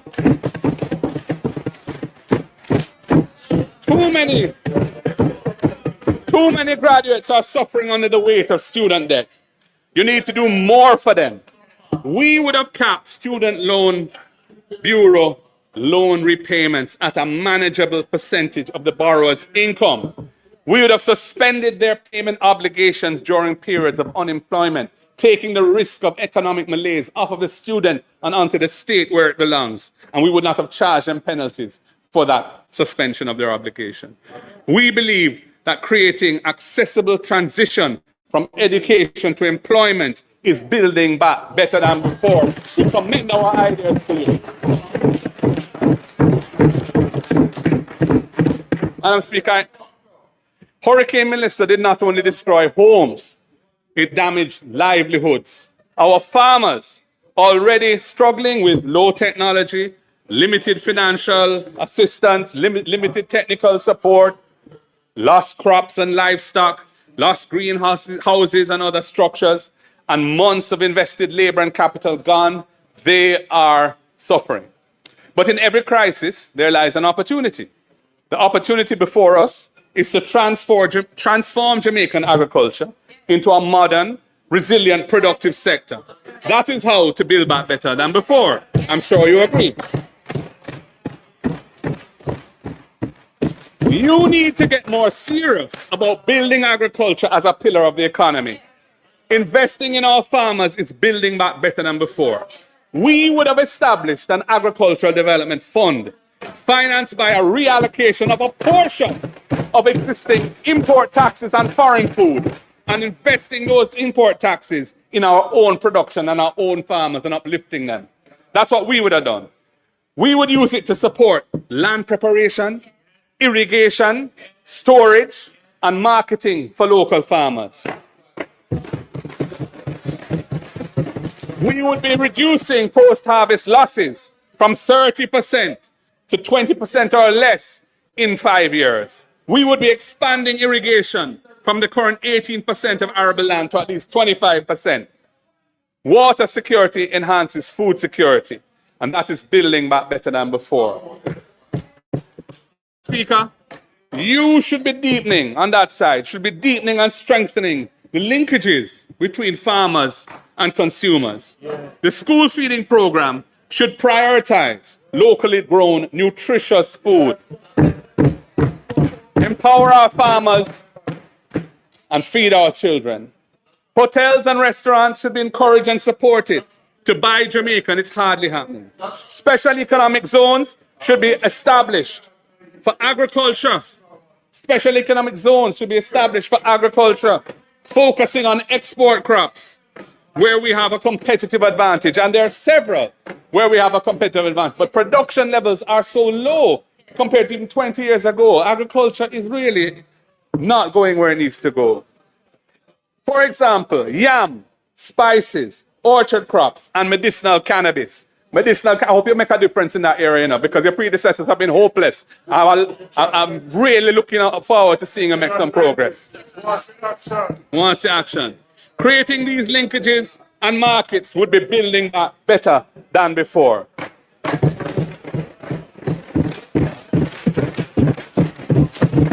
In my 2024 budget presentation, I spoke to the need for greater transparency and rationality in how food import permits are allocated. Imported produce that competes with local farmers raises serious issues of fairness, as the playing field is not level when farmers in North America and Europe benefit from massive state subsidies alongside other advantages such as economies of scale. The system of granting import permits is also conducive of corruption. At that time, when I said it, onion imports were causing losses to farmers when there was ample local supply. It is distressing to read in the media once again of a large onion farmer thinking of giving up agriculture and going into another, in the minister's well, there you go, going into another profession because of the market being undermined by cheap imports. Madam Speaker, this is not just bad policy. It is infected with nepotism. I have seen the customs declaration for an imported shipment of 1,300 bags of onions brought in by a communications company owned by a JLP activist and former MP. I've seen it. I can share it with you if you want to see it. The system of granting import permits needs to be overhauled and put on a transparent footing. And Madam Speaker, priority must be given to importers that represent and support the affected farmers, not politically connected margin gatherers. If you get the privilege of making money out of imported food, those profits should be in the agricultural sector to help build it.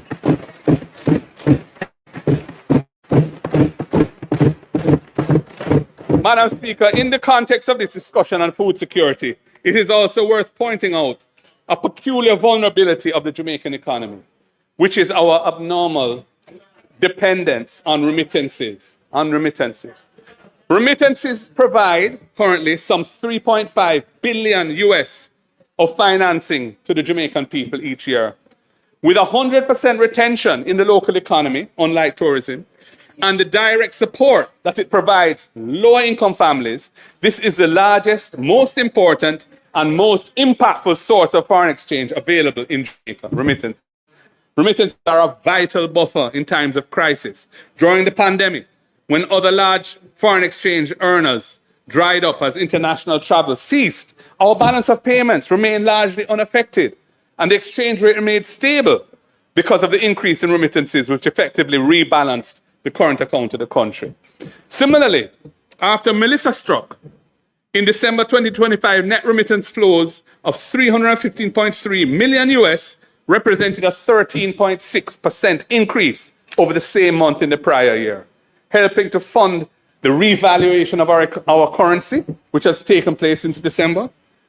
And that has helped to keep inflation below what the Bank of Jamaica had originally projected after the storm. And in fact, I think the inflation numbers for February were just published. And again, it's below the lower band of the inflation target at 3.9%.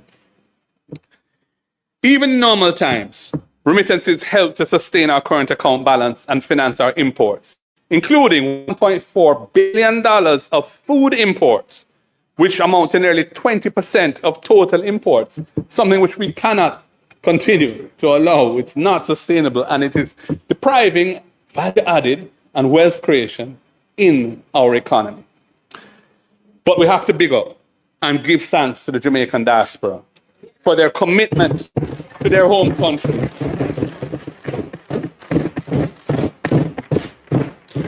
And their families' backyard. Their role in our economy is fundamental, and they deserve to be treated as worthy partners and facilitated in their participation in national development. At the same time, we must acknowledge that over the medium to long term, remittance flows are vulnerable to external shocks. We can't assume we'll always have that. We are seeing this with the recent 1% tax on certain remittances in the US, which came into effect in January, the intensification of deportations from the US.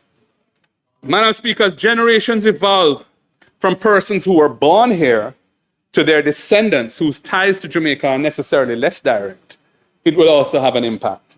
This means that in building back better, we must be mindful of the strategic imperative of reducing our dependency on imported food and imported energy, and drive a fundamental shift towards greater production to meet our population's needs for energy and food.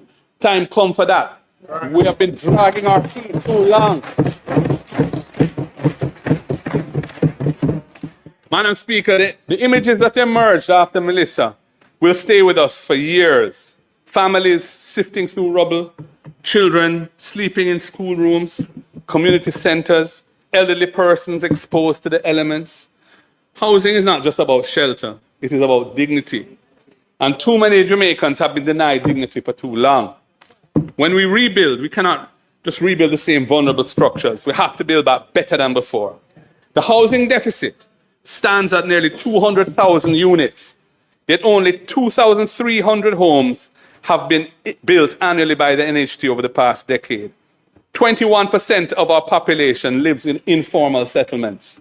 This is not merely another statistic. This is a national failure of epic proportions. 21% of our population live in informal settlements. You should be incentivizing development in deep rural communities. You should be offering relocation grants to teachers and healthcare workers to serve in those areas. We would be building at least 500 new houses per term in rural constituencies, and we would prioritize public sector workers and persons with disabilities in the allocation of those houses. That would build back those communities better than before. Madam Speaker, the government must end the annual extraction of $11.4 billion from the National Housing Trust. When it was implemented, it was for 4 years. That should have ended in 2017. 9 years later, it's still going on, and they've announced that they're going to continue for another 5 on top of that. Our spokesperson for finance has shown how we would finance this in a fiscally responsible way, so you don't have to take it anymore. That money should once again be used for housing, not for plugging the government's fiscal accounts.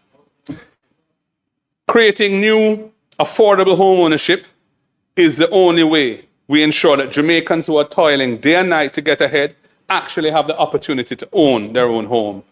You are failing as a government to meet the affordable housing needs of the people. That is undeniable. Undeniable. That is why we would have established the Young Owners Deposit Fund out of the resources of the NHT to provide grants of $500,000 to first-time home owners under the age of 45 who have contributed to NHT for at least 2 years. That would have helped them to get on the housing ownership ladder. It is why we'll be granting new home buyers a 3-month grace period after their home purchase, before their mortgage payments begin, so they have breathing room to fix up the house and furnish the house. It is why we would have rolled out the rent-to-own program so that self-employed and informally employed Jamaicans can become homeowners. After 6 months of consistently paying rent, they would be qualifying for an NHT mortgage.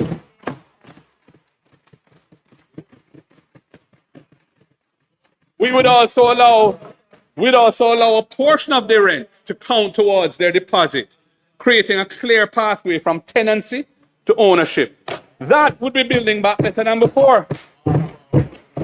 And for public health and public sector workers, we would restore the specially reduced interest rates on their NHT loans, and we would also apply a preferential 40% debt service ratio to allow them to qualify for larger loans. That's part of our retention strategy, especially for teachers, nurses, and so on.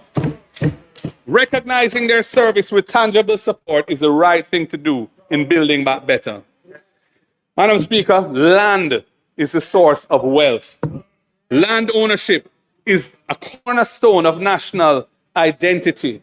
Yet so many Jamaicans, far too many, live on land that they don't own, unable to access credit, can't finance anything, unable to build equity in their property, unable to pass anything on to their children in any safe and secure way. You need to address the conditions faced by hundreds of thousands of Jamaicans who are living in informal settlements. You need to do it. We would be regularizing informal settlements across Jamaica, completing all the unfinished Operation Pride schemes, and upgrading older communities with proper sidewalks, drainage, and green spaces. We'd be replacing zinc fences with concrete walls, not just for cosmetic reasons, but for living in dignity. We would call this our Portia program, in honor of Jamaica's first female prime minister. Nobody can take that from her. Sister P always stood up for those who need help. Transforming our communities with proper infrastructure is building back better than before. And Madam Speaker, land policy must create intergenerational security for the Jamaican people. I'm going to repeat that. Land policy must create intergenerational security for the Jamaican people. Families who have built homes and lived on land for generations, public land, should not live in fear of eviction. They never got any reparations after slavery. They never got any land. The law and the state must provide the accessible pathway for them to become owners. You are doing nothing about it. Our land policy would change it. We would ensure that when it comes to land ownership, we build back better, with a more cohesive society than before. We would amend the law to reduce the period required for adverse possession of government land from 60 years to 25 years initially, and we could possibly take it lower than that over time. Even while we are in opposition, we are determined to move this forward because we see it as fundamental. I have done with my team the preparatory research and the drafting work. We have prepared a bill to implement this vital social justice reform.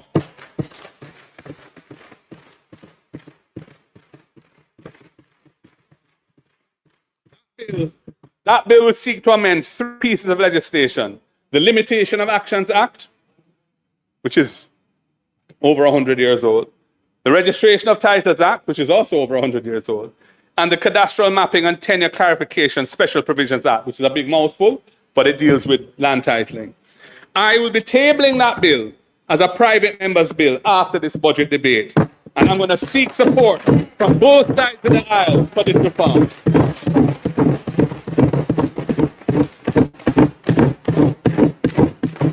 Madam Speaker, and where possession is well established, but the 25-year threshold has not yet been met by the person on the land, we would facilitate purchase and titling for them at affordable prices with concessionary payment terms. We need to make owners out of the Jamaican people so that they have a piece of the rock.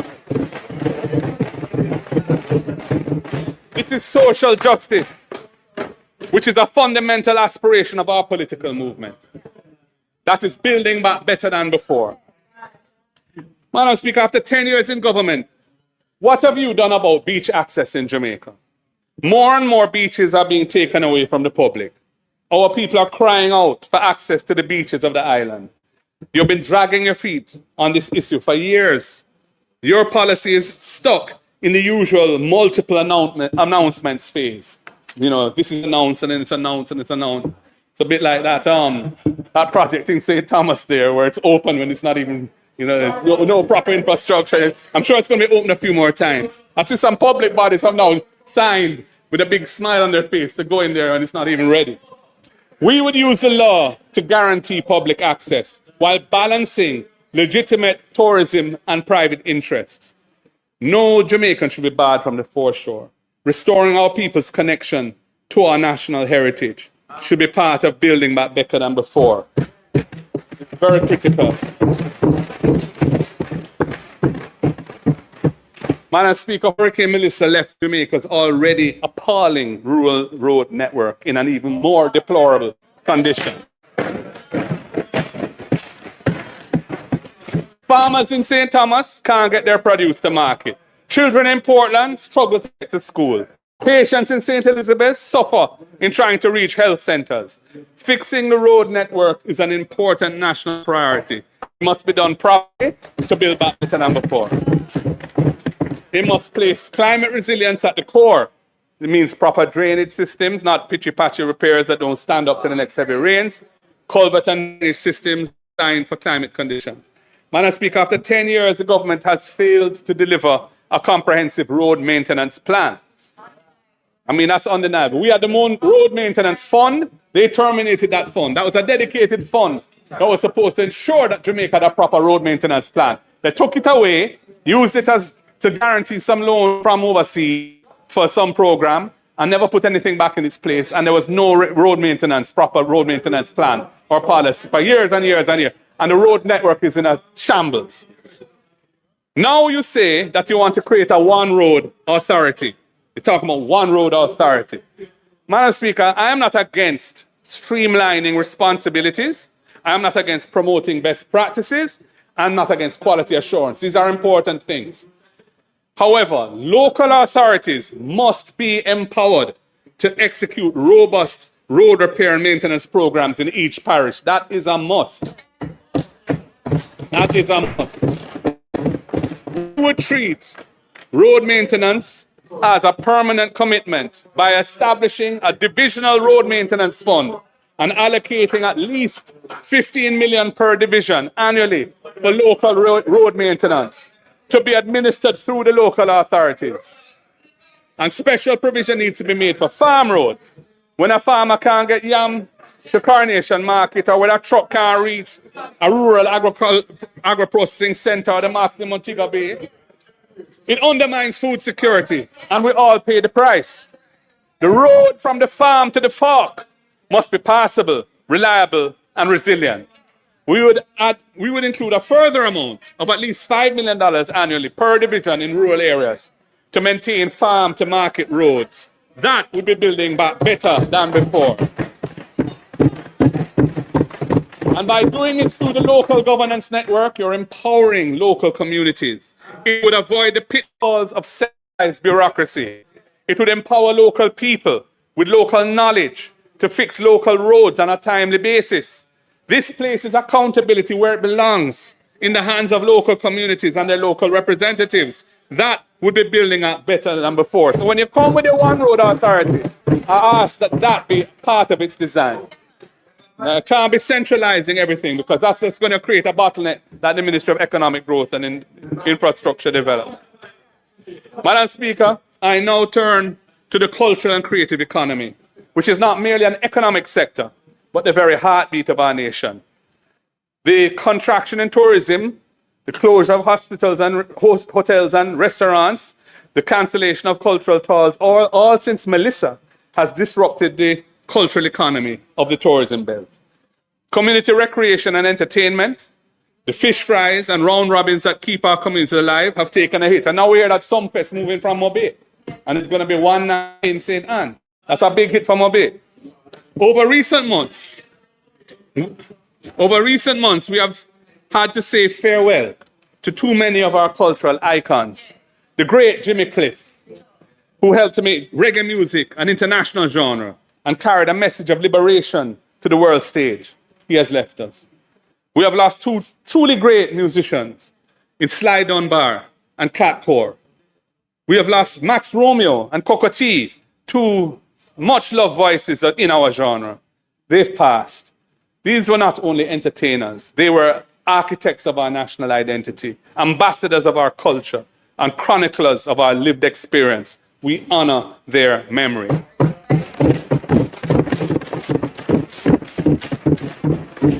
It is in this context that I renew my call, made in this House repeatedly over the past years, for the conferral of the Order of National Hero on the Honorable Robert Nesta Marley and the Honorable Louise Bennett Coverley. Bob Marley is not just Jamaica's most famous entertainer, musician, performer. He is a global symbol of one love, of unity, of resistance to oppression in all its forms. His legacy continues to grow and inspire all peoples of the world. He is deserving of our highest national honor.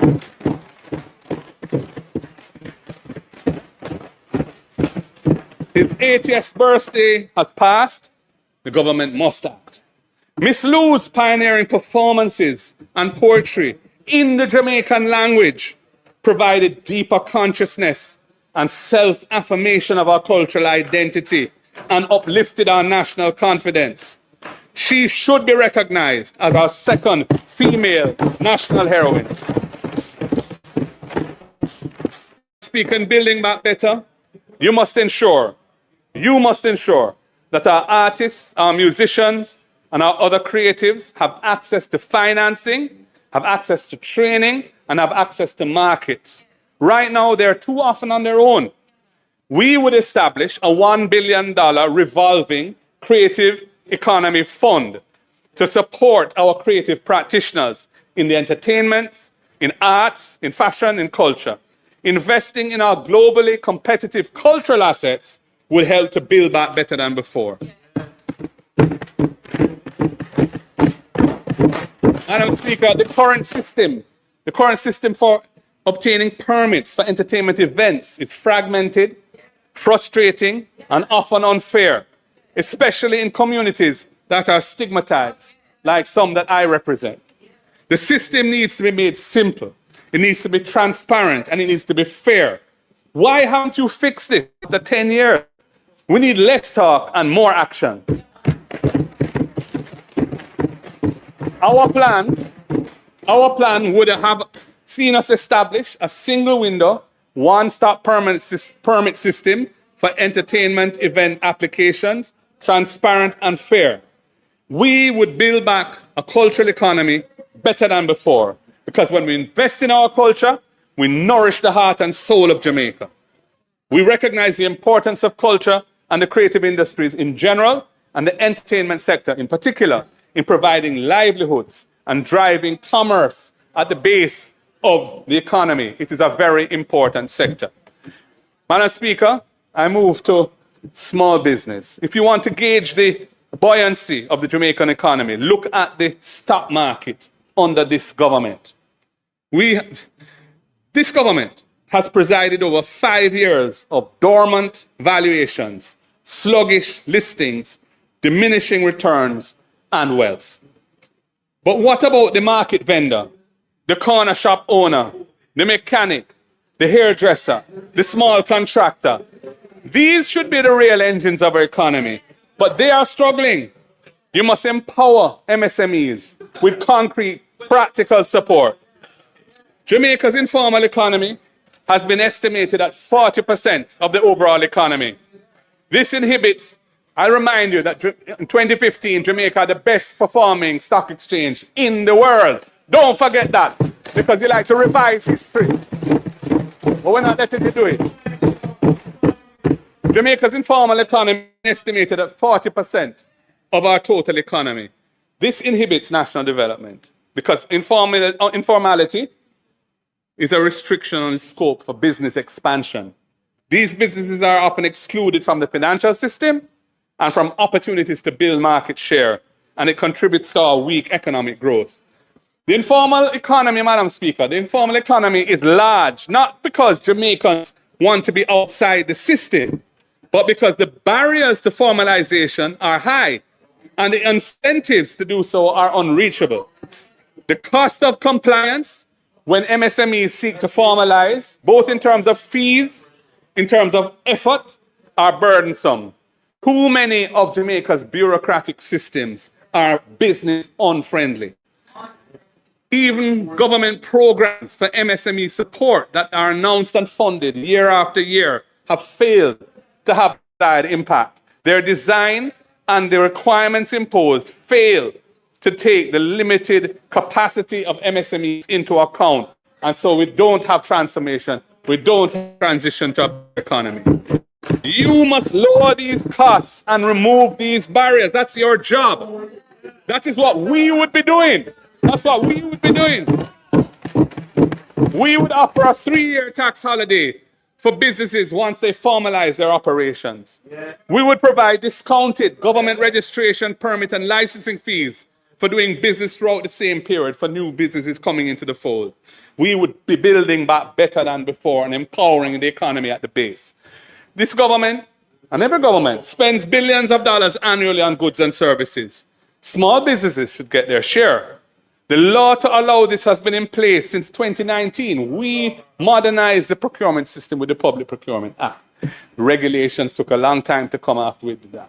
2019, they came with provisions for setbacks and margins of appreciation for vulnerable and underserved groups, etc.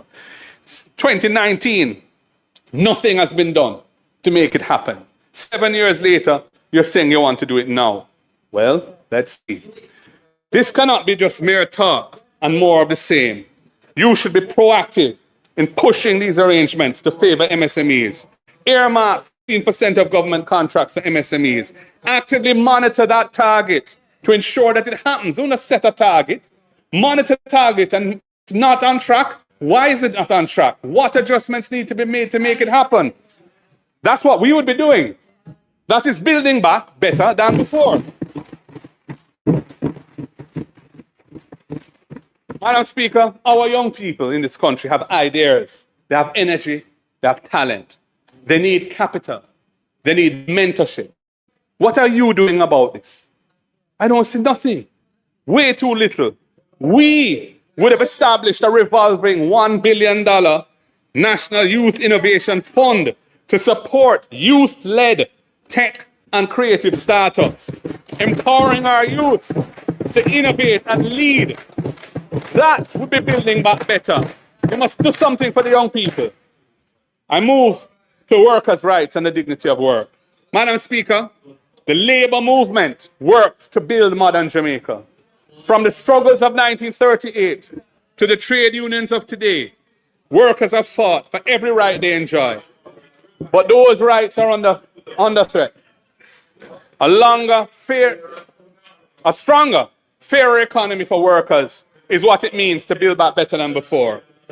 Madam Speaker, the abuse of contract work arrangements has become a matter of national shame. Workers in some industries are employed for years, sometimes decades, on repeating short-term contracts that deny them the benefits and protections that are afforded to permanent employees. This undermines families' long-term security. It weakens social cohesion in our society, and it must end. You seem happy to let things continue the way they are. We would not do so. We would ensure that genuine workers receive genuine rights, regardless of the legal form of their contracts. We would be passing comprehensive legislation to eliminate abusive contractual arrangements. That is building back better than before. Madam Speaker, Jamaica needs to promote productivity as the cornerstone of a strong economy. If you work extra hard, you should keep what you earn. Agreed. What are you doing to incentivize greater national productivity? That's what I want to know. What are you doing? We would remove taxes on overtime pay for persons earning up to $6 million annually. We would remove tax from tips and gratuities for hotel workers and others in the hospitality sector. We would establish joint industrial councils in sectors with high employment but low union representation, bringing employers and workers together to negotiate basic standards on pay and conditions that will attract workers to those industries. Right now, they're struggling to find employees because the conditions of work and other terms are not attractive. That needs to be fixed. That is building back better than before. Madam Speaker, no Jamaican in full-time employment should be living in poverty. We would task the Planning Institute of Jamaica with developing a framework for transitioning from a minimum wage to a living wage, tied to the actual cost of living and adjusted annually for inflation. This would be building back better than before. No more arbitrary increases and so on. It would be a better system. But, Madam Speaker, while doing these important things for the workers, we must not leave out the employers. In taking on the risks of business, they create employment opportunities for our people. They tell us that one of their biggest challenges right now is finding skilled workforce, a skilled workforce that their business needs. Our economy generally, and reconstruction after Melissa in particular, requires skills that have been depleted in this country by years of migration and the mismanagement, quite frankly, of the national training system, HART.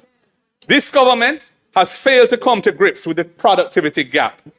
Productivity has been in persistent long-term decline in Jamaica at an average annual rate of nearly 0.9%. That problem must be addressed. Sustainable economic growth cannot move to the next gear without a skilled workforce to drive productivity. Good. I'm glad to see you clap. I want to see you do something about it. That's what I want. I don't want to clap. I want you to do something about it. We do not believe in importing workers when Jamaicans here can do the work. We don't believe in that. On the other hand, where skills are needed to build the economy and those skills are not available here, it holds back investment and growth. Our system of work permits needs to efficiently, transparently, and inexpensively facilitate the filling of skills, which, based on objective evidence and analysis, are insufficiently available locally. It cannot be that you just open up to foreign workers to undercut local workers, drive down or suppress wages in the economy, and also having a permit system which is often corrupt. That can't be the solution. We would implement a digital system for work permit applications to streamline the process for overseas skills, as has been done successfully in Grenada. Grenada started it, and we can do it. While this will help to drive economic growth in the short term, importing skills cannot be a substitute for building and retaining local capacity. Businesses who employ persons from overseas must put in place apprenticeship programs to ensure the transfer of skills to local workers, so that when the overseas employees' contract is up, the skills are still here to help build our economy. Our plan would also incentivize the building of local capacity by providing a matching grant, dollar for dollar, to businesses which invest in training programs. This would be funded out of HART, but would utilize the best form of training, which is hands-on training, on the job, practical experience, immersed in the work discipline of an actual business environment, one for one, dollar for dollar, building the training network, the training capacity of the country so we can improve productivity, upskill our workforce, compete in the world, build wealth and a strong economy. Madam Speaker, the quality of a society should be measured by how it treats its most vulnerable members. You say a lot, but you don't deliver anything.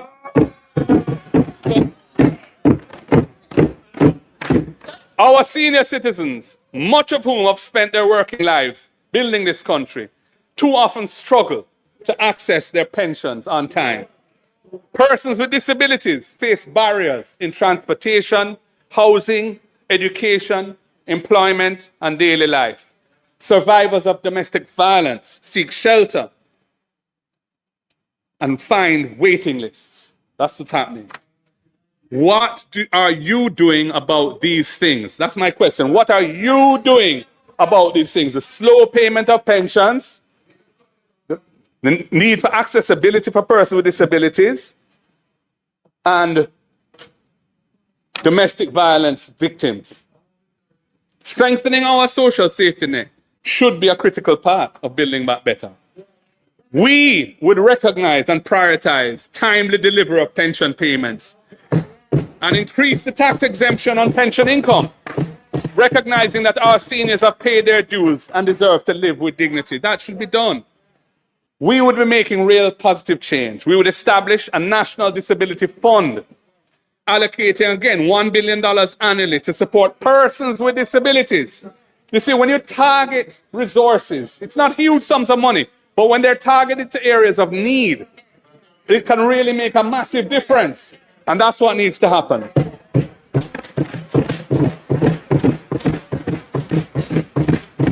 That fund would be providing assistive technologies, improved accessibility, and supporting organizations that serve the disability community.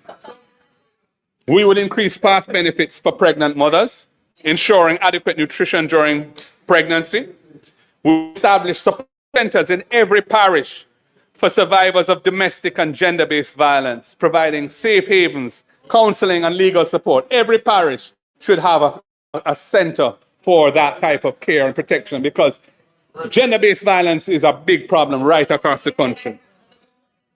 We recognize important, unsupported social outreach of the church community and other faith-based organizations. We recognize how important that is. They assist vulnerable Jamaicans, especially in underserved communities.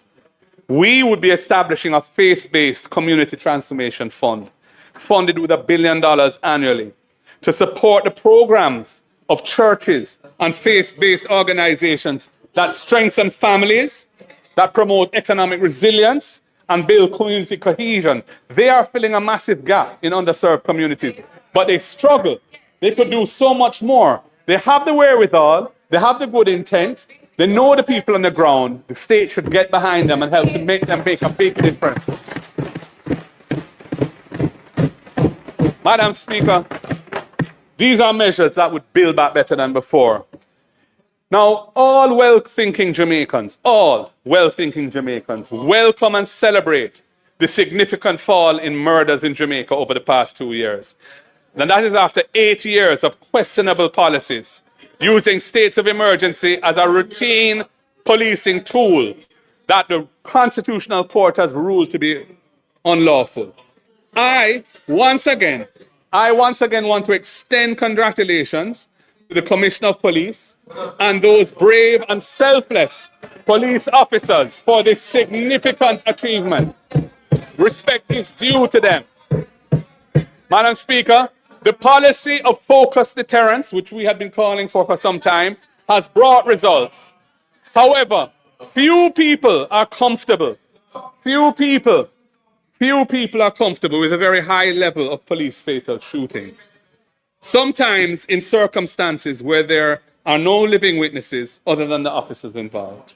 Sustained success in law enforcement requires the support and buy-in of the local population. It does. You can't have a sustained program without the support of the local population. And that support will be at risk if there is a feeling that accountability and justice are being sacrificed. And I've experienced this recently in my own constituency. It's a matter that is probably going to be before the court and so on. I'm not going to speak to it in detail. This is why I once again call for the introduction of body-worn cameras, especially on special operations, when many of the controversial fatal shootings take place. It is not happening. Don't tell me it's happening. Body-worn cameras have been successfully used overseas and are now the norm in several jurisdictions. Madam Speaker, the Jamaica Constabulary Force will benefit. The force will benefit from the enhanced confidence that it will bring among the population when they are assured that there is accountability on both sides for what happened and that they are here to serve and protect. It is a win-win, and I encourage the police to roll it out quickly.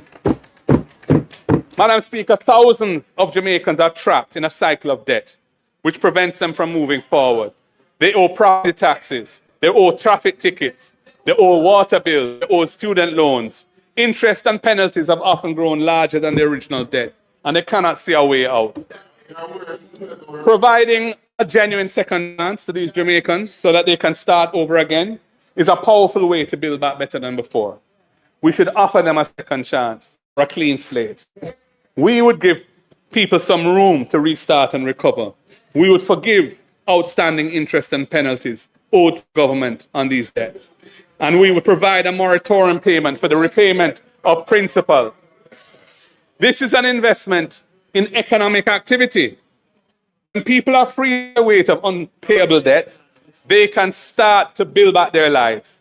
Most often, they benefit from learning where they went wrong before and avoiding repeating those past mistakes. You won't get 100% improvement, but in any good idea, if you're getting majority benefits, and that's worth doing, many will start businesses. Some will buy homes. They will contribute to the economy. Madam Speaker, clean slate is not just compassionate. It is economically sound.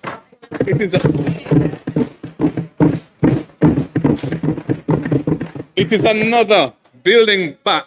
It's another building block in the foundation of building back better than before. Madam Speaker, women are the backbone of this economy and this society. Women.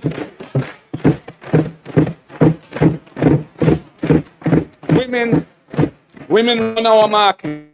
Women create new businesses as entrepreneurs, including in agriculture. They staff our hospitals. They lead our classrooms. They shape businesses and corporations. They basically are the majority in the judiciary, in the civil service. They hold families together. Our women are real superstars. Yet the data shows starkly that systems and structures of our society are failing women in several respects. One in four women will experience inter-partner violence in their lifetime. 1 in 4. Women earn less. Women earn less than men for equivalent work.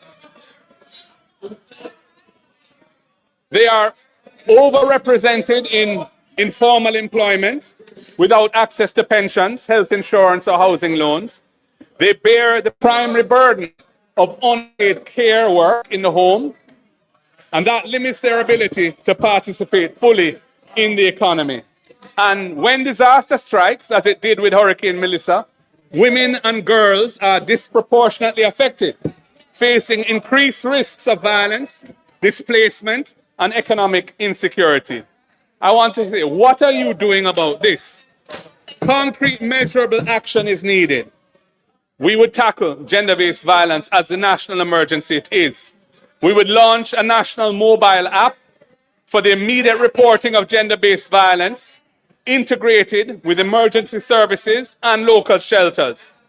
We would establish special victim support centers, as I've said, in every parish, providing safe havens, counseling, and legal support for survivors. We would complete the long-standing review, the outstanding review of the Domestic Violence Act, and implement its recommendations to protect women against domestic violence, against stalking, against cyber harassment, against digital abuse. We would strengthen the economic empowerment of women. Our 3-year tax holiday would help women-owned enterprises to step out of the shadows and into the formal economy, earmarking 15% of government contracts for MSMEs would create new opportunities for women entrepreneurs. Our Clean Slate program, forgiving interest and penalties on debts owed to government, will disproportionately benefit women as they are overrepresented among micro entrepreneurs and informal workers. And our policy to remove tax from overtime pay for persons earning up to $6 million a year would put more money in the pockets of working women. Our policies on ending the abuse of short-term contracts at the workplace and the establishment of joint industrial councils in sectors where union representation is low, such as tourism and retail and security, would benefit women who are predominant in those sectors. We would seek to enhance women's participation in political life. For the first time, over 30% of our candidates in the last general election were women. We will work with all political parties, civil society, the Electoral Commission to explore mechanisms for increasing women's representation in national and local government. Madam Speaker, these measures are part of a comprehensive approach to gender justice that recognizes that when women rise, Jamaica rises. When women are safe, families are safe. When women earn, communities prosper. When women lead, governments and governance improves. Because building back better than before means building back fairer, building back with justice, building back so that every Jamaican, regardless of gender, can live in dignity, security, and hope, there must be an activist policy in this area. That is our commitment, and we are assured that it would mean building back better than before.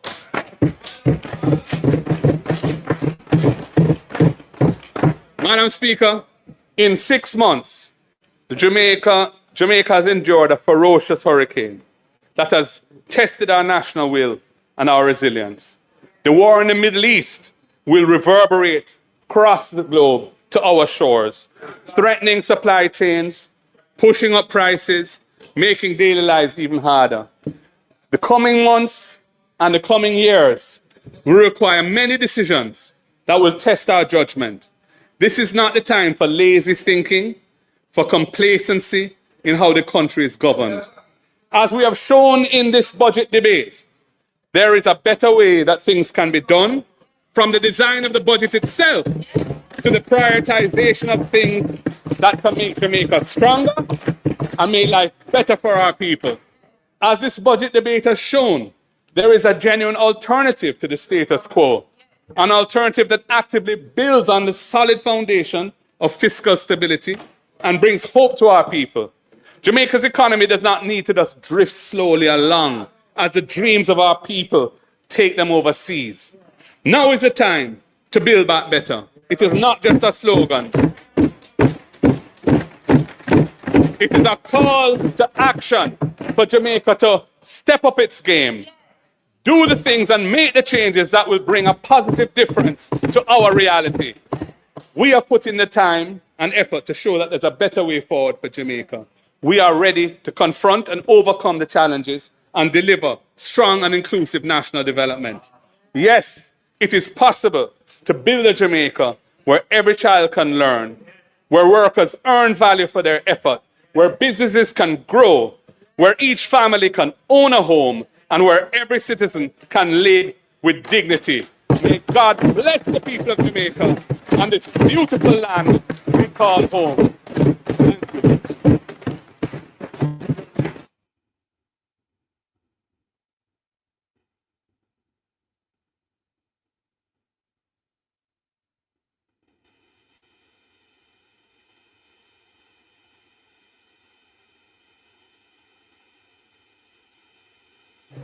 House Leader. Madam Speaker, we thank the Leader of the Opposition for his presentation. We will return to the House on Thursday, when we will be addressing the budget debate by the Prime Minister of Jamaica.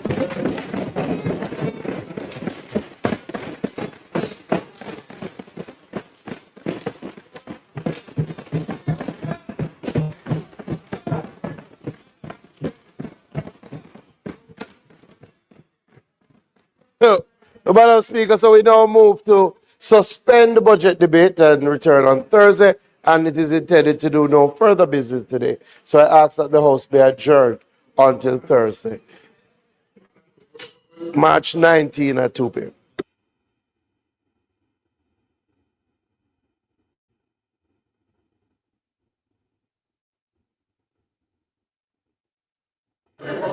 As indicated by the House Leader, the request is that we suspend the debate until Thursday, March 19. Those in favor? Those against, the ayes have it.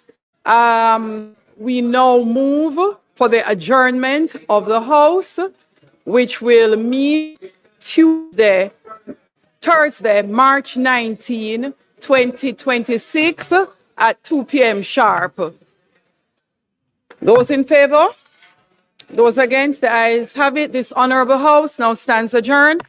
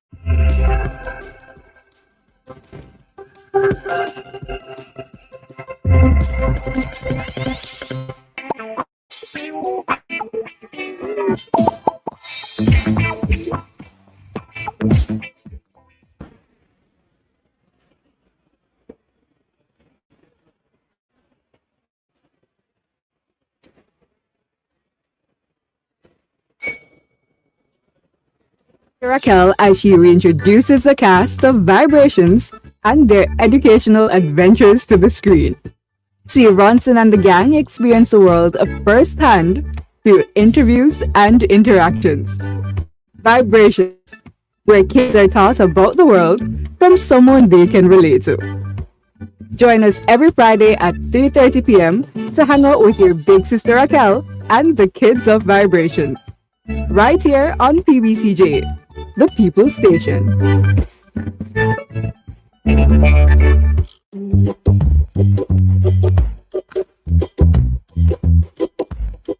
From seed to sail, Jamaica's future grows through innovation. Introducing Export Jamaica, a global market intelligence and compliance gateway that connects your effort with global opportunities and makes international trade easier, safer, and more convenient for Jamaican businesses.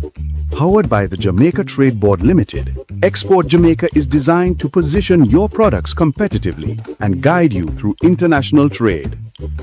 Find high-demand international markets. Gain access to trade analytics that guide your business decisions. Identify and engage with potential buyers. Know your costs up front. Trade confidently. And keep your exports safe and secure. Through Export Jamaica, you can discover all there is to know about exporting and grow your business sustainably. From the processing of your goods to packaging and shipping, to seeing your products reach international shelves and enjoyed by customers abroad.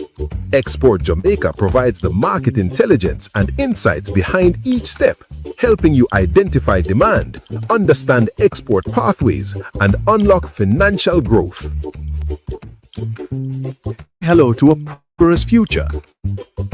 Visit tradeboard.gov.jm/Export Jamaica to sign up today. Expanding Jamaica's reach, empowering our people.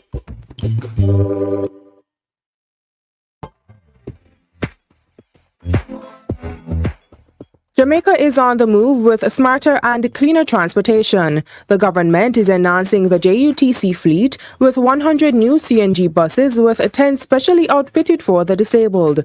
Running on compressed natural gas, these buses reduce emissions while offering advanced safety features and Wi-Fi. Jamaica is driving in comfort towards a sustainable future.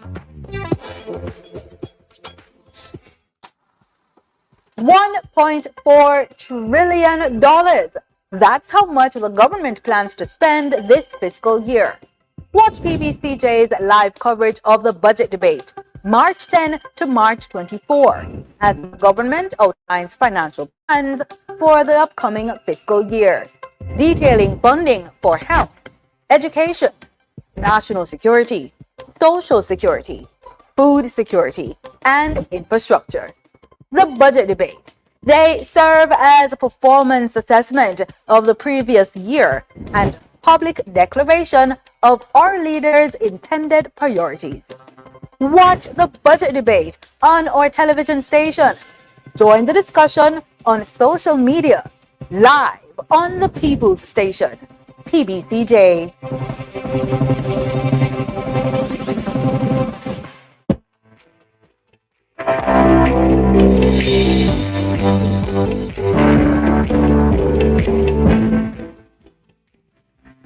For our credit report tip of the day, climate change is not only an environmental challenge, it is a financial resilience test, and credit plays a critical role in both preparation and recovery. Upfront investments such as solar energy, water catchment systems, home hardening, and insurance deductibles often require access to affordable capital, while post-impact recovery demands fast, flexible financing to restore housing, income, and stability. A strong, well-maintained credit report lowers borrowing costs, increases access to emergency and green financing, and speeds recovery when time matters most. In this context, credit repair is no longer about fixing the past. It is a forward-looking adaptation strategy that reduces vulnerability, expands choices under pressure, and helps households and businesses regain normal life faster in an increasingly climate-stressed economy.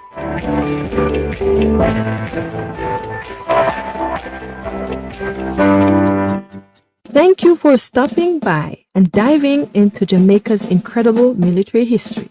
In partnership with the Jamaica Defense Force, we've created this special online exhibition. Celebrate the courage, sacrifice, and heroism of our nation's defenders. Get ready to explore stories of bravery, proud moments, and remarkable achievements, all from the comfort of your own home. We invite you to immerse yourself in Jamaica's military heritage and discover the legacy of those who serve. Enjoy the journey.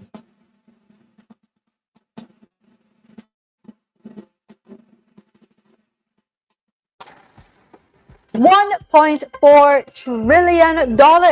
That's how much the government plans to spend this fiscal year. Watch PBCJ's live coverage of the budget debate, March 10 to March 24, as the government outlines financial plans for the upcoming fiscal year, detailing funding for health, education, national security, social security, food security, and infrastructure. The budget debate. They serve as a performance assessment of the previous year and public declaration of our leaders' intended priorities. Watch the budget debate on our television station. Join the discussion on social media, live on the People's Station, PBCJ.